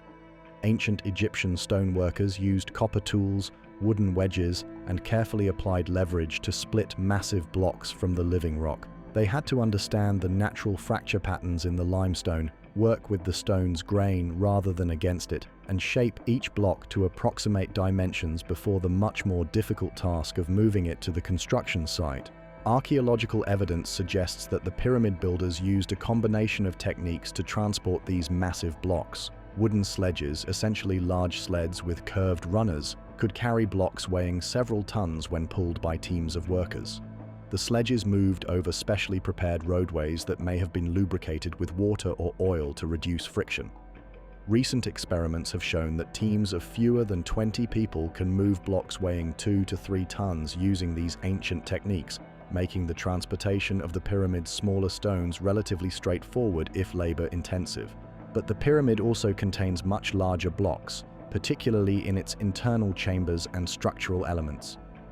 The granite beams that form the ceiling of the king's chamber weigh between 25 and 80 tons each and were quarried at Aswan, over 800 kilometers to the south.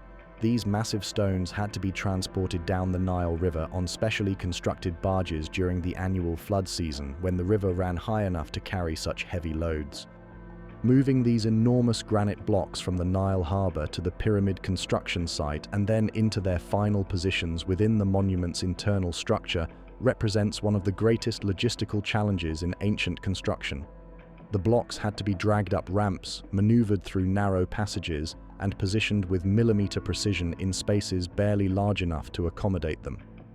The engineering skills required for this work rival anything achieved in the modern world. The question of how the pyramid's blocks were lifted to their final positions has generated more theories and speculation than perhaps any other aspect of ancient construction. The most widely accepted explanation involves the use of ramps, but the exact configuration and construction of these ramps remains hotly debated among researchers.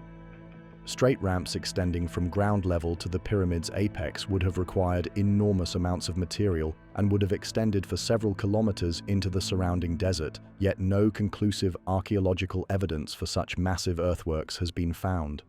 Circular or spiral ramps that wrapped around the pyramid's exterior faces would have been more economical in terms of materials, but would have presented their own engineering challenges. Such ramps would have had to be constantly modified as construction progressed, and they would have interfered with the precise measurement and alignment work that was essential to achieving the pyramid's extraordinary accuracy. The logistics of managing thousands of workers and millions of stone blocks on narrow sloping ramps circling the rising monument would have required organizational skills of the highest order. The most intriguing recent theory, proposed by French architect Jean-Pierre Houdin, suggests that the pyramid builders used a combination of external and internal ramps. According to this theory, the lower portions of the pyramid were built using conventional external ramps, but the upper levels were constructed using a spiral ramp built into the pyramid's internal structure. This internal ramp would have allowed workers to continue raising blocks even as the pyramid approached its full height, while avoiding the problems associated with massive external earthworks. Houdin's internal ramp theory is supported by sophisticated computer modeling and some physical evidence, including anomalies in the pyramid's internal structure that might represent the remains of ancient ramps. However, the theory remains controversial because it has not yet been possible to fully explore the pyramid's interior to confirm the presence of these hypothetical internal passages. The recent discovery of the Big Void using muon tomography has renewed interest in Houdin's theory, as some researchers speculate that the newly detected chamber might be related to the internal ramp system. Regardless of the specific ramp configuration used, the construction of the Great Pyramid required lifting equipment of considerable sophistication. Ancient Egyptian relief carvings and tomb paintings show workers using wooden levers, rope and pulley systems, and various types of lifting devices to move heavy objects. Archaeological excavations have uncovered actual examples of these tools, including wooden levers over 3 meters long and rope fragments that demonstrate the high quality of ancient Egyptian cordage. The precision with which the pyramid's blocks were positioned suggests the use of measuring and alignment tools that were remarkably accurate for their time.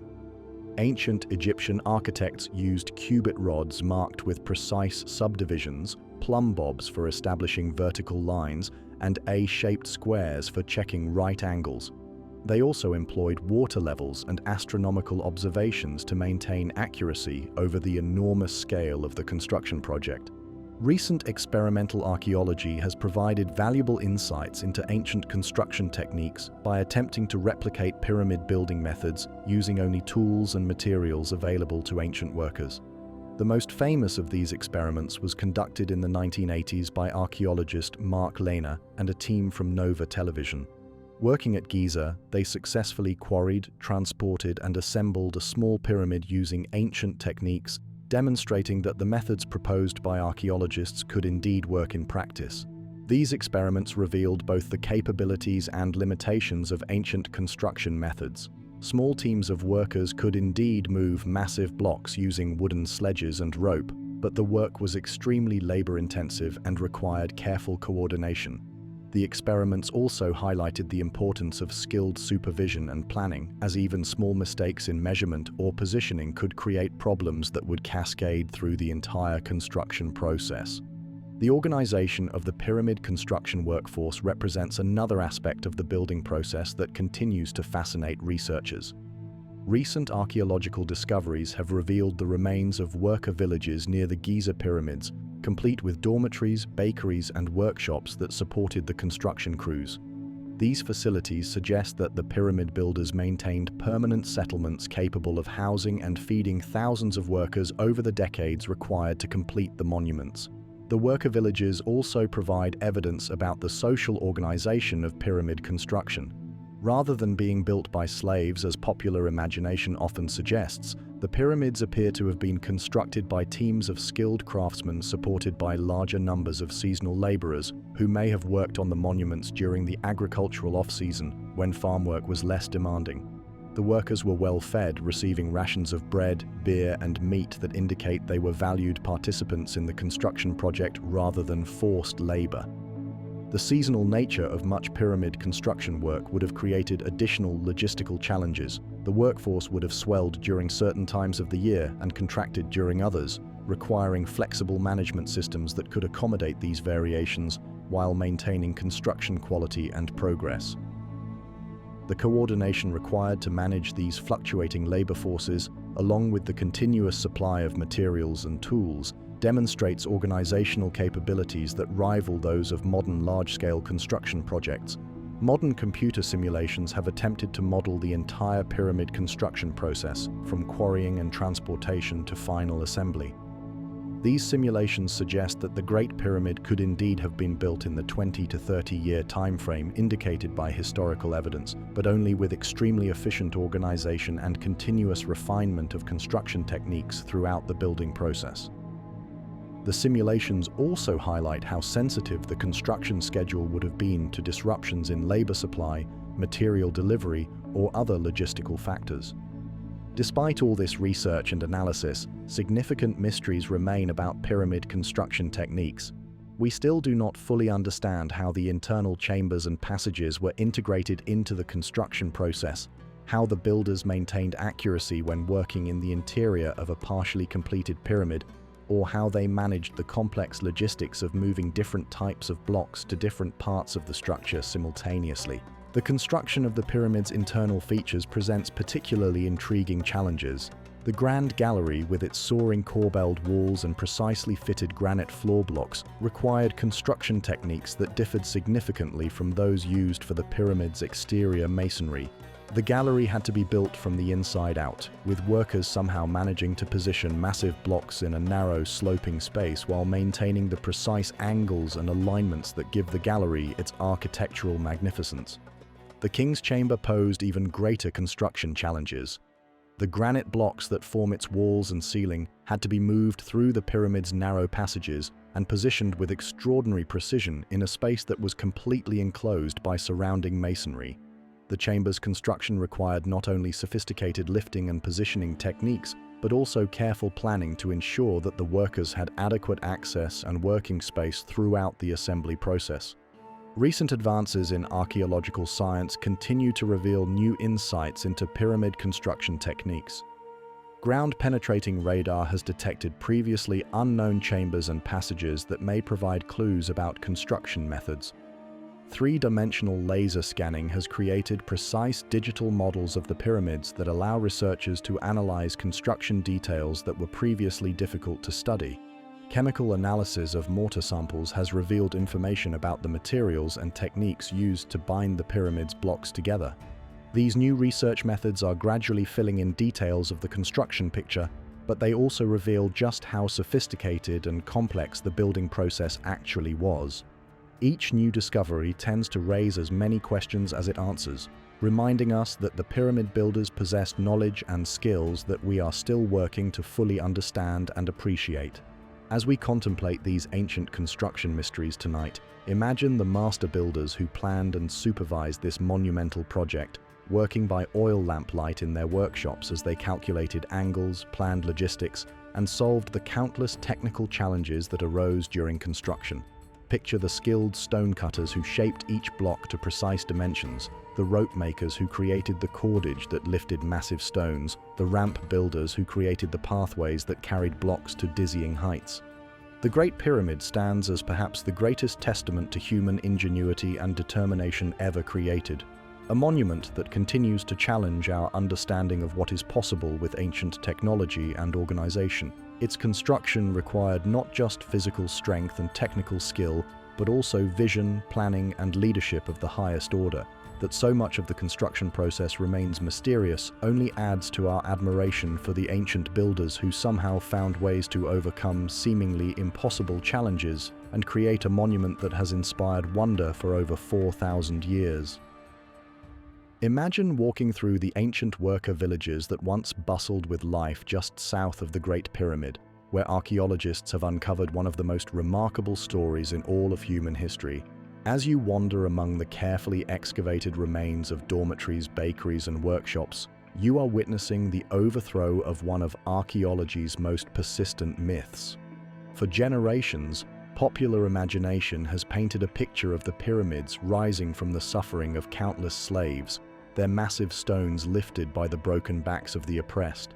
But the evidence scattered across these sandy excavations tells a completely different story, one of skilled craftsmen, organized labor, and workers who took genuine pride in their monumental achievements. The myth of slave-built pyramids has deep roots in human storytelling and historical misunderstanding. Ancient Greek historians like Herodotus, writing 2,000 years after the pyramids were built, repeated stories they heard from Egyptian priests and guides who may have embellished their tales for dramatic effect. The biblical account of Hebrew slavery in Egypt, while referring to different construction projects in a much later historical period, became conflated in popular memory with pyramid building. Hollywood movies and sensational literature reinforced these images, creating a narrative so compelling that it overshadowed the actual archaeological evidence for decades. The reality revealed by modern excavation could hardly be more different from these fictional accounts. Beginning in the 1980s, archaeologist Dr. Zahi Hawass and his international teams began systematic excavations of the areas surrounding the Giza pyramids, uncovering extensive settlements that housed and supported the pyramid builders. What they found was evidence of a complex, well-organized society that treated its workers with respect and provided them with living conditions that were remarkably good by ancient standards. The worker villages discovered near the pyramids contained dormitories capable of housing several thousand people at a time. These were not the crude barracks one might expect for enslaved laborers, but substantial stone and mud brick buildings with multiple rooms, storage areas, and communal spaces. The dormitories were arranged in organized patterns with streets, drainage systems, and areas designated for specific activities, suggesting careful urban planning designed to create functional and livable communities. Perhaps most revealing were the bakeries uncovered throughout the worker settlements. These facilities were enormous by ancient standards, capable of producing thousands of loaves of bread each day. The ovens were sophisticated constructions that could bake bread efficiently and in large quantities, while storage areas contained evidence of the vast amounts of grain required to feed the construction workforce. The scale and sophistication of these bakeries suggests an operation designed to keep workers well-fed rather than merely alive. The diet of the pyramid builders, as revealed through archaeological analysis of food remains and animal bones, was remarkably rich and varied. Workers received daily rations that included bread baked from high-quality wheat, beer brewed from barley, and substantial amounts of meat from cattle, sheep, and goats. Fish from the Nile supplemented their protein intake, while vegetables and fruits provided additional nutrition. This was not the meager subsistence diet of enslaved laborers, but the hearty fare of valued workers engaged in demanding physical labor. The meat consumption revealed by the excavations is particularly significant. Analysis of animal bones from the worker villages shows that the pyramid builders consumed enormous quantities of beef, a luxury food in ancient Egypt that was typically reserved for the wealthy and for religious festivals. Conservative estimates suggest that the workers consumed over 1,000 cattle each month during peak construction periods, along with hundreds of sheep and goats.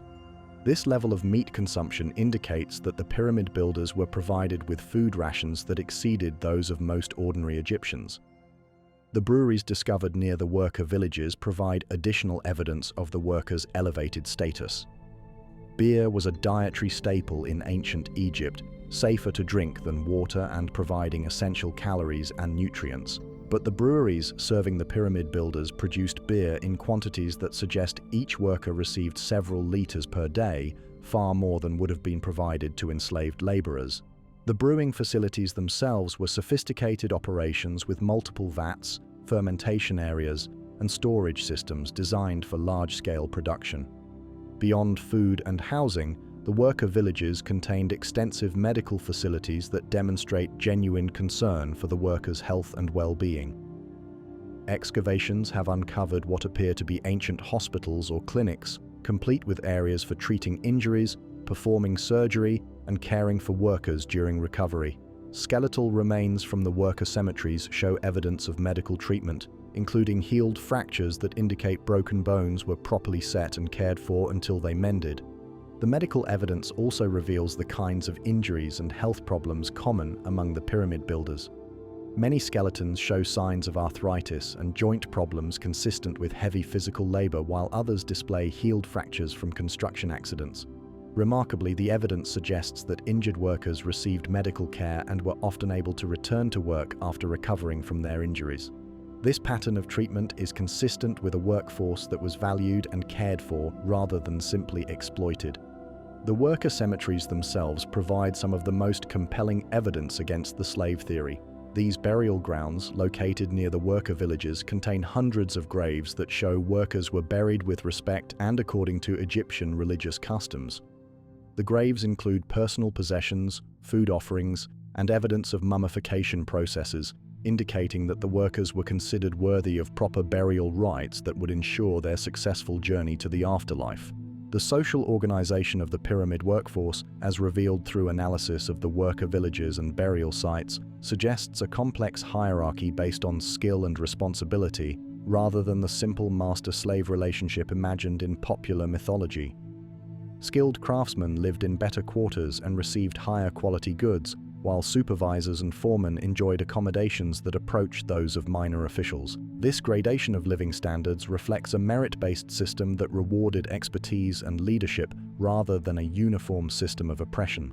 Perhaps the most direct evidence against the slave theory comes from graffiti and inscriptions found within the pyramids themselves. Ancient Egyptian workers regularly left their marks on the monuments they built, scratching names, dates, and comments into stone surfaces where they worked. The pyramid graffiti includes references to work gangs with names like Friends of Khufu and Drunkards of Mankar, suggesting that workers identified proudly with their pharaohs and took satisfaction in their contributions to the royal monuments. These work gang inscriptions reveal a culture of friendly competition and group identity that would have been impossible in a slave labor system. The gang names often reflect humor, camaraderie, and loyalty to the pharaoh, indicating that workers saw themselves as participating in a great national project rather than suffering under forced labor. Some inscriptions even include what appear to be work songs or chants, evidence of the social bonds that developed among workers engaged in shared labor. The seasonal nature of pyramid construction provides additional evidence for the free labor theory. Analysis of the worker villages suggests that the population fluctuated dramatically throughout the year, with peak numbers during the agricultural off-season when farm workers were available for construction projects. This pattern is consistent with a system that relied on seasonal laborers who chose to work on the pyramids during periods when other employment was scarce, rather than a permanent population of enslaved workers. The agricultural calendar of ancient Egypt naturally created this pattern of seasonal labor availability. During the annual Nile flood, from July to October, farmland was underwater and agricultural work was impossible. This period coincided with optimal conditions for pyramid construction, as the high water made it easier to transport heavy stone blocks from distant quarries, and the cooler weather made physical labor more bearable. The alignment of construction seasons with agricultural patterns suggests a workforce that moved voluntarily between different types of work according to seasonal opportunities. Modern estimates of the pyramid workforce, based on analysis of the worker villages and construction requirements, suggest that between 10 and 20,000 people were involved in pyramid construction at any given time. This number included not only the workers who quarried, transported, and positioned stones, but also the support personnel who provided food, tools, housing, and other services necessary for the massive construction project. The scale of this operation required sophisticated management and logistics that would have been difficult to maintain with unwilling forced labor. The economic analysis of pyramid construction also supports the free labor theory. Building the pyramids required enormous resources, not only for materials and tools, but also for feeding and housing the workforce. The cost of providing high-quality food, comfortable housing, and medical care to thousands of workers represented a massive investment that would have been unnecessary if the workers were slaves. The fact that the pharaohs chose to make this investment suggests they understood that quality construction required motivated and well-cared-for workers. The technological achievements demonstrated in pyramid construction also argue against the use of slave labor. The extraordinary precision of the monuments, the sophisticated engineering solutions employed throughout their construction, and the innovative techniques developed to solve unprecedented building challenges all required workers with high levels of skill, experience, and motivation. Such achievements would have been impossible with a workforce that was coerced rather than committed to excellence. The social implications of pyramid construction extend far beyond the question of slave versus free labor. The worker villages represent some of the earliest examples of organized urban planning designed to support large-scale industrial projects. The systems developed to feed, house, and care for thousands of workers pioneered logistics and management techniques that influenced construction projects throughout ancient history. The pyramid builders created not only architectural marvels, but also new models of labor organization and worker welfare. Recent DNA analysis of remains from the worker cemeteries has provided additional insights into the origins and social status of the pyramid builders. The genetic evidence suggests that workers came from throughout Egypt rather than representing a single enslaved population, supporting theories that pyramid construction drew on voluntary labor from across the kingdom. The diversity of the workforce reflects the national importance of the pyramid projects and the widespread participation they required. The debunking of the slave myth also has important implications for how we understand ancient Egyptian society more broadly. Rather than a civilization built on oppression and forced labor, the evidence suggests a complex society capable of organizing massive voluntary projects that required unprecedented cooperation and coordination. The pyramids represent not monuments to tyranny, but achievements of collective human effort organized around shared goals and mutual benefit. As we reflect on this remarkable story tonight, imagine the workers returning to their villages each evening after long days of construction labor, sharing meals with their colleagues, tending to their injuries in well-equipped medical facilities, and taking pride in their contributions to monuments that would outlast their civilization. Picture the work gang leaders organizing their teams, the skilled craftsmen teaching their techniques to apprentices, the seasonal workers arriving each year to rejoin construction projects that spanned decades. The truth about the pyramid builders reminds us that great human achievements typically arise not from oppression and suffering but from cooperation, skill, and shared purpose. The workers who built the pyramids were not victims but participants in one of history's greatest construction projects, people who chose to dedicate their labor and expertise to creating monuments that continue to inspire wonder more than 4,000 years later. Their story, written in stone and recovered from ancient villages buried beneath desert sand, stands as testament to the power of human collaboration and the dignity of honest work well done. Picture yourself as an intrepid explorer in the early decades of the 20th century, equipped with nothing more than a compass, measuring tape, and an insatiable curiosity about Egypt's ancient past. While tourists flock to the famous pyramids of Giza, you venture into the deeper desert, following ancient caravan routes and forgotten paths that lead to archaeological sites scattered across hundreds of kilometers of Egyptian landscape. What you discover challenges everything most people believe about pyramid building in ancient Egypt.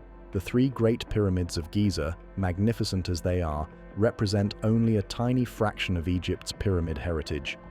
Across the length of the Nile Valley, from the Mediterranean coast to the borders of Sudan, lie the remains of 118 known pyramids, monuments that span over 1,000 years of Egyptian history and reveal the full scope of this civilization's architectural ambitions. The story of Egypt's Pyramid Age begins not at Giza but at Saqqara, about 30 kilometers south of modern Cairo, where the world's first pyramid rises from the desert in a series of giant stone steps. The Step Pyramid of Giza, built around 2,667 years before the Common Era, represents one of the most revolutionary moments in architectural history. Here, for the first time, human builders abandoned the low, rectangular mastaba tombs that had served Egyptian royalty for centuries and reached boldly skyward, creating a monument that soared 62 meters into the desert air. The Step Pyramid was the brainchild of Imhotep, history's first named architect, a man so revered by later generations that they worshipped him as a god of wisdom and medicine.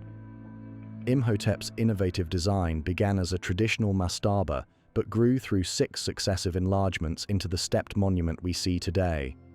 Each stage of construction reveals the architect's growing confidence with stone building techniques and his willingness to experiment with forms that had never been attempted before. The construction of the step pyramid required innovations that would influence Egyptian architecture for centuries to come. Imhotep's builders learned to cut limestone blocks to precise dimensions, developed mortar techniques that could bind massive stones together, and created internal chambers and passages that could support the enormous weight of the superstructure above. The pyramid complex also included temples, courtyards, and subsidiary buildings that established the architectural vocabulary for all future pyramid construction. From Saqqara, pyramid building spread throughout Egypt as subsequent pharaohs sought to match or exceed Djoser's monument. The Fourth Dynasty, which ruled from approximately 2613 to 2494 before the Common Era, represents the golden age of pyramid construction. This dynasty produced not only the three Great Pyramids of Giza, but also earlier monuments that show the evolution of pyramid design from Djoser's stepped form to the smooth-sided true pyramids that define our image of these ancient monuments. The bent pyramid at Dahshur, built for Pharaoh Sneferu around 2,600 years before the Common Era, captures a crucial moment in this architectural evolution.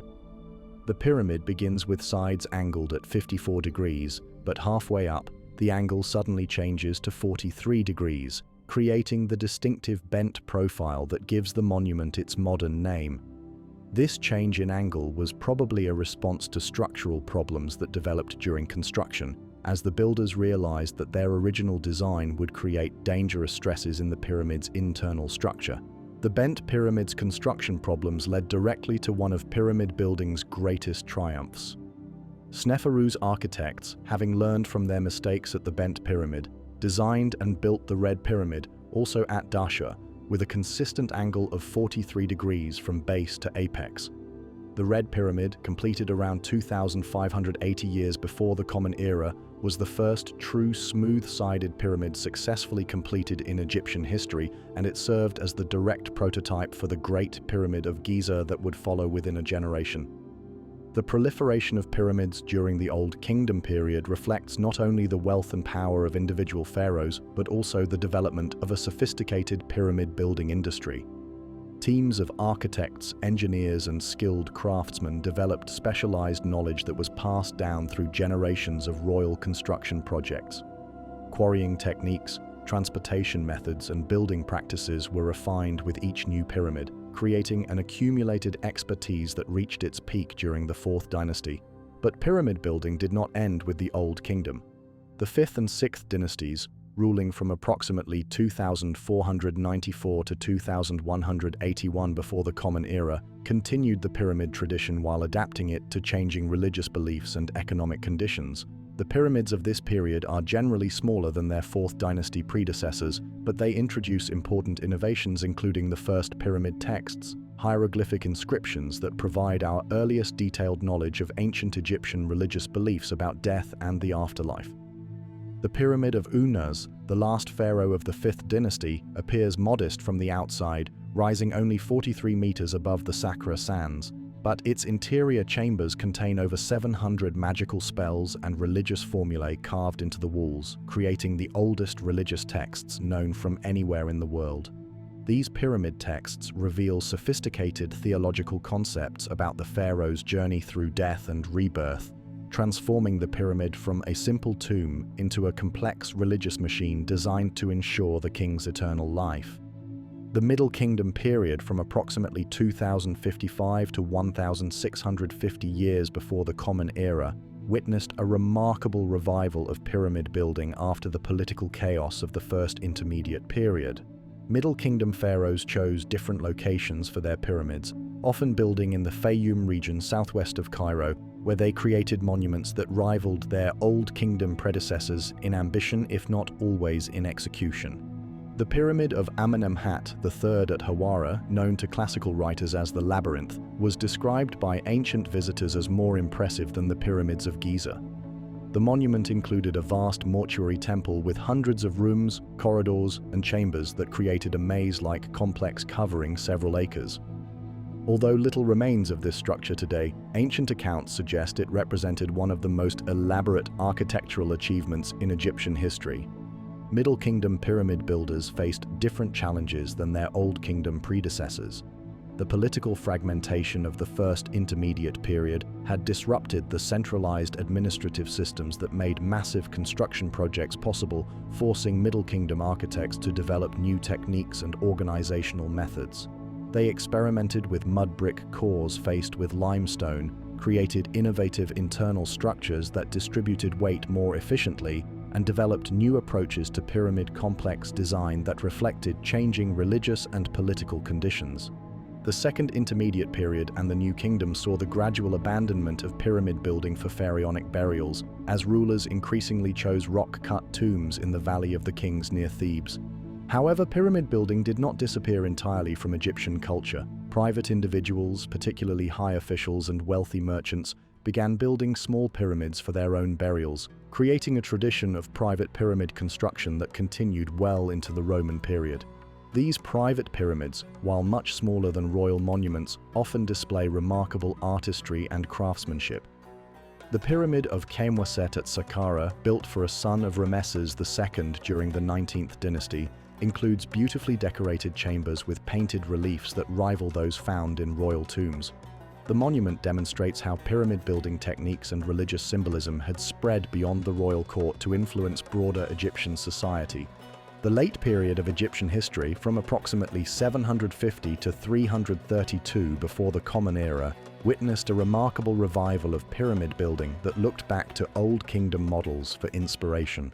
The Nubian pharaohs of the 25th dynasty, who conquered Egypt from their homeland in Sudan, were particularly enthusiastic pyramid builders, creating monuments both in Egypt and in their native Nubia that demonstrated their commitment to ancient Egyptian traditions.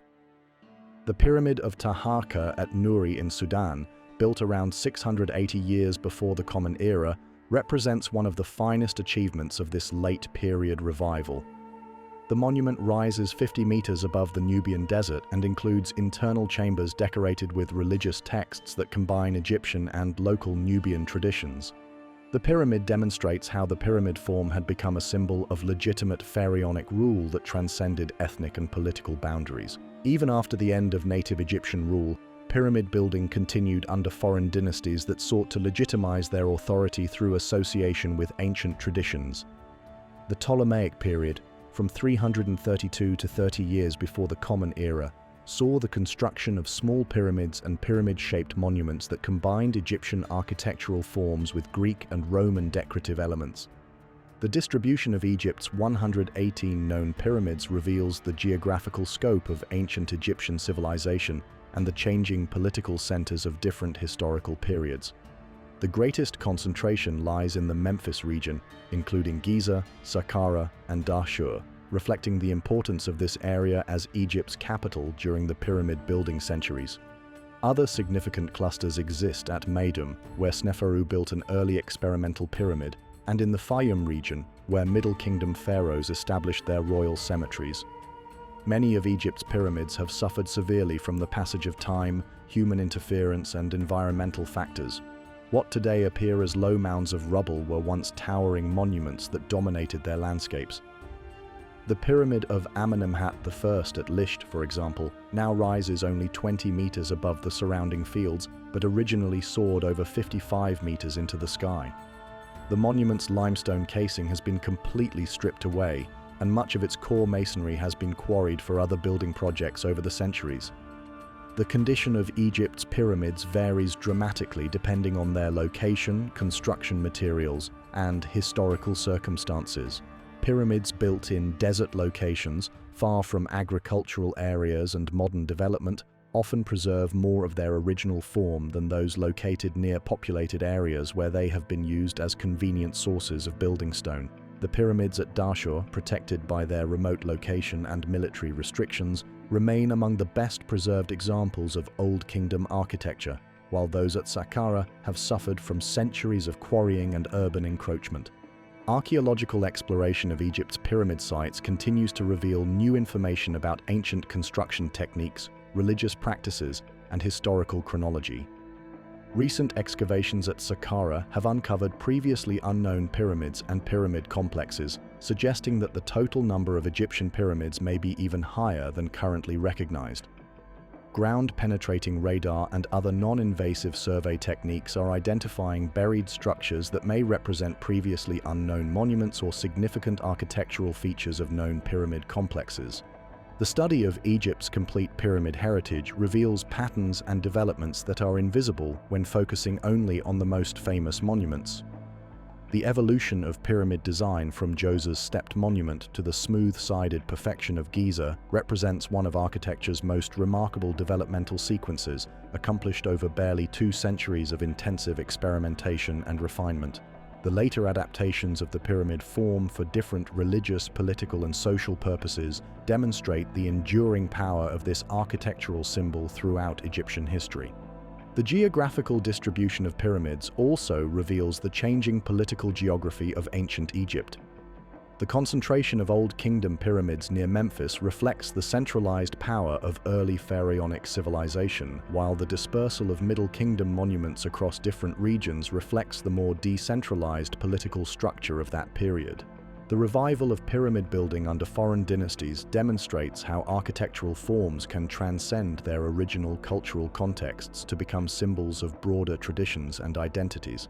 As we contemplate Egypt's vast pyramid heritage tonight, imagine the countless workers who labored on these monuments over more than 1,000 years of construction activity. Picture the architects who refined and adapted pyramid designs across changing historical circumstances, the priests who performed rituals in pyramid temples, and the pilgrims who visited these monuments long after their builders had been forgotten.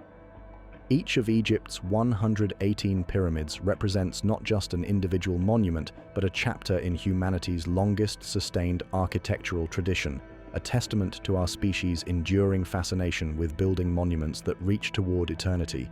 The 3 great pyramids of Giza may capture our imagination most completely, but they are part of a much larger story that spans the full breadth of Egyptian civilization. From Giza's revolutionary step pyramid to the last monuments built under Roman rule, Egypt's pyramids chronicle over 3 millennia of architectural innovation, religious development, and cultural continuity. They remind us that great civilizations are built not through single dramatic achievements, but through sustained commitment to excellence across generations of builders who share common dreams of creating something permanent and beautiful in our temporary world. As our journey through the world of pyramids draws to a close tonight, imagine yourself standing once more beneath the star-filled sky above the Giza Plateau, where the ancient monuments catch the silver light of the moon and cast long shadows across the desert sand. The night air is cool and still, carrying whispers of wind that has blown across these stones for over 4,000 years.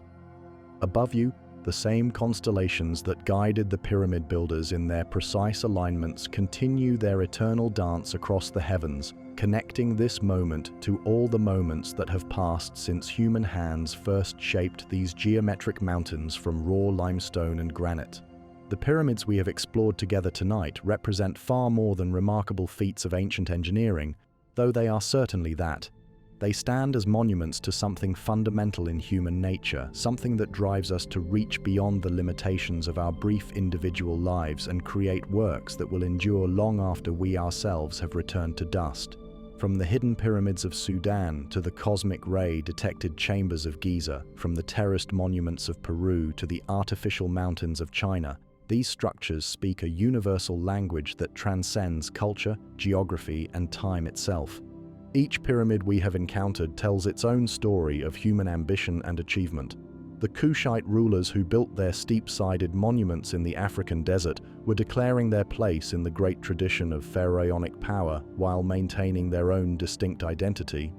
The anonymous architects who encoded mathematical constants in the Great Pyramid's proportions were creating a monument that would continue revealing its secrets to future generations armed with tools and knowledge they could never have imagined. The skilled workers who labored with pride rather than under compulsion were participating in projects that gave meaning and purpose to their lives while creating lasting beauty for a world they would never see. The scientific discoveries we have explored remind us that the pyramids are not relics frozen in time, but living monuments that continue to reveal new truths about their builders and their purposes. The void detected by cosmic ray particles streaming through space connects ancient stone to modern physics in ways that would have seemed magical to earlier generations. The mathematical relationships embedded in pyramid proportions link human creativity to the fundamental constants that govern our universe. The evidence of well-treated workers challenges our assumptions about ancient societies and reveals civilizations capable of organizing massive voluntary efforts around shared dreams of permanence. Perhaps most remarkably, the global distribution of pyramid building demonstrates that the desire to create such monuments represents something universal in human consciousness. The pyramid form emerged independently on every continent where complex civilizations developed, suggesting that this particular geometric shape satisfies some deep psychological need to connect Earth with sky, the material with the spiritual, the temporary with the eternal. Whether built as tombs, temples, or symbols of cosmic order, pyramids everywhere embody humanity's refusal to accept the limitations of mortality. The precision achieved by ancient pyramid builders, working with tools that seem primitive by modern standards, reminds us that technological sophistication is not always measured by the complexity of our instruments, but by the skill and dedication with which we use whatever tools are available to us. The pyramid builders achieved accuracies that challenge modern engineering not through advanced machinery, but through careful observation, patient measurement, and unwavering commitment to excellence. Their achievements stand as testimony to what becomes possible when human intelligence is combined with determination and supported by social organization capable of sustaining great projects across generations. The endurance of the pyramids across millennia of change also offers profound lessons about permanence and impermanence in human affairs. These monuments have outlasted the civilizations that created them, survived the rise and fall of empires, and witnessed the transformation of human society from ancient kingdoms to modern nations. They have endured earthquakes, sandstorms, wars, and the countless small acts of human interference that have gradually altered their appearance while leaving their essential forms intact. Yet for all their endurance, the pyramids have not remained unchanged. They have lost their gleaming limestone casing, suffered damage from treasure hunters and time, and been gradually buried and revealed again by the shifting sands of the desert.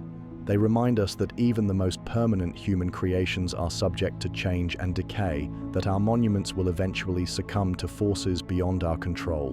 But they also demonstrate that something of what we create can indeed outlast our individual lives and even our entire civilizations. The mysteries that still surround pyramid construction and purpose ensure that these monuments will continue inspiring wonder and investigation for generations to come.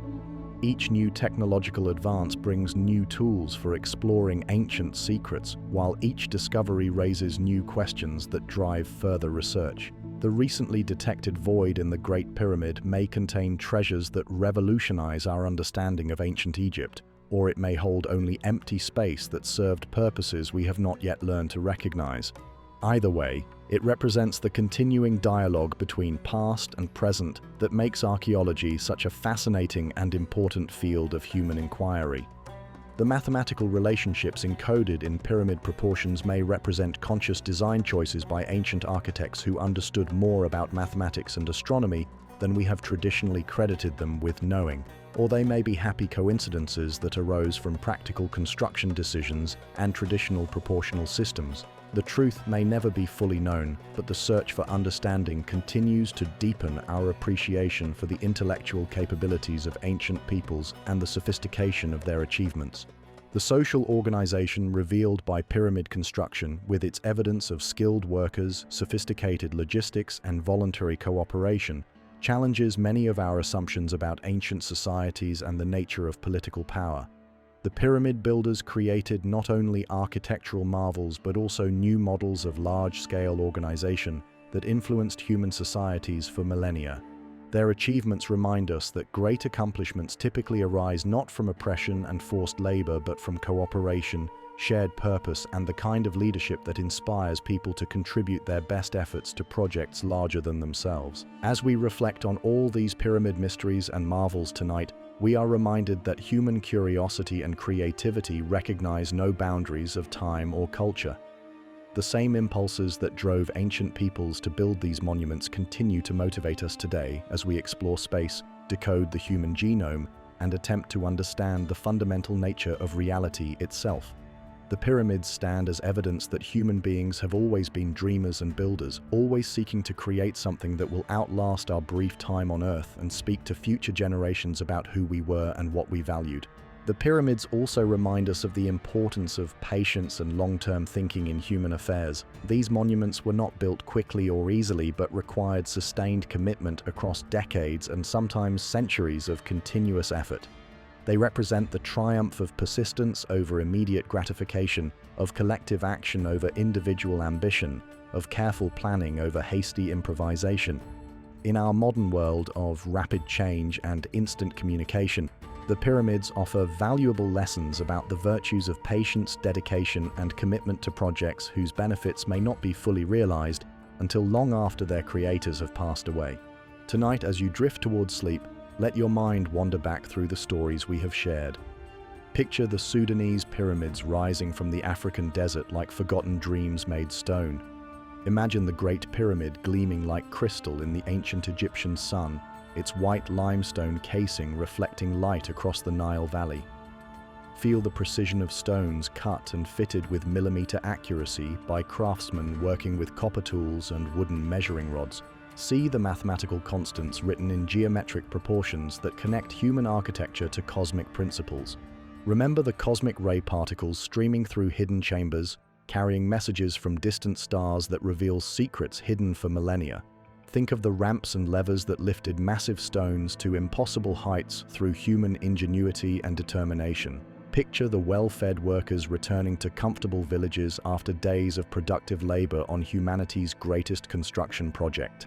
Consider the 118 pyramids scattered across Egypt, each one representing a chapter in our species' longest architectural tradition. As sleep approaches, let the pyramids become symbols of all human striving toward permanence and meaning. They stand not just as monuments to ancient pharaohs or forgotten civilizations, but as testimony to the enduring power of human dreams and the remarkable things that become possible when people work together toward common goals that transcend individual lifespans. In their weathered stones and precise angles, in their hidden chambers and mathematical mysteries, we find reflections of our own deepest aspirations and evidence that some human achievements can indeed touch eternity. The pyramids wait in the desert darkness as they have waited for thousands of years, ready to share their secrets with anyone patient enough to listen and wise enough to understand. They whisper of civilizations that rose and fell like waves upon the shore of time, of builders who dreamed of forever and came closer to achieving it than most of us ever will. They remind us that we too are part of this great human story, temporary custodians of dreams and ambitions that stretch back to our earliest ancestors and forward to descendants we will never know. Sleep well, knowing that somewhere in the desert night, these ancient monuments continue their silent vigil, keeping watch over mysteries that connect us to the deepest currents of human experience and to the eternal patterns that govern stars, stones, and the dreams of all who dare to build something beautiful and lasting in our brief time beneath the vast and wonder-filled sky.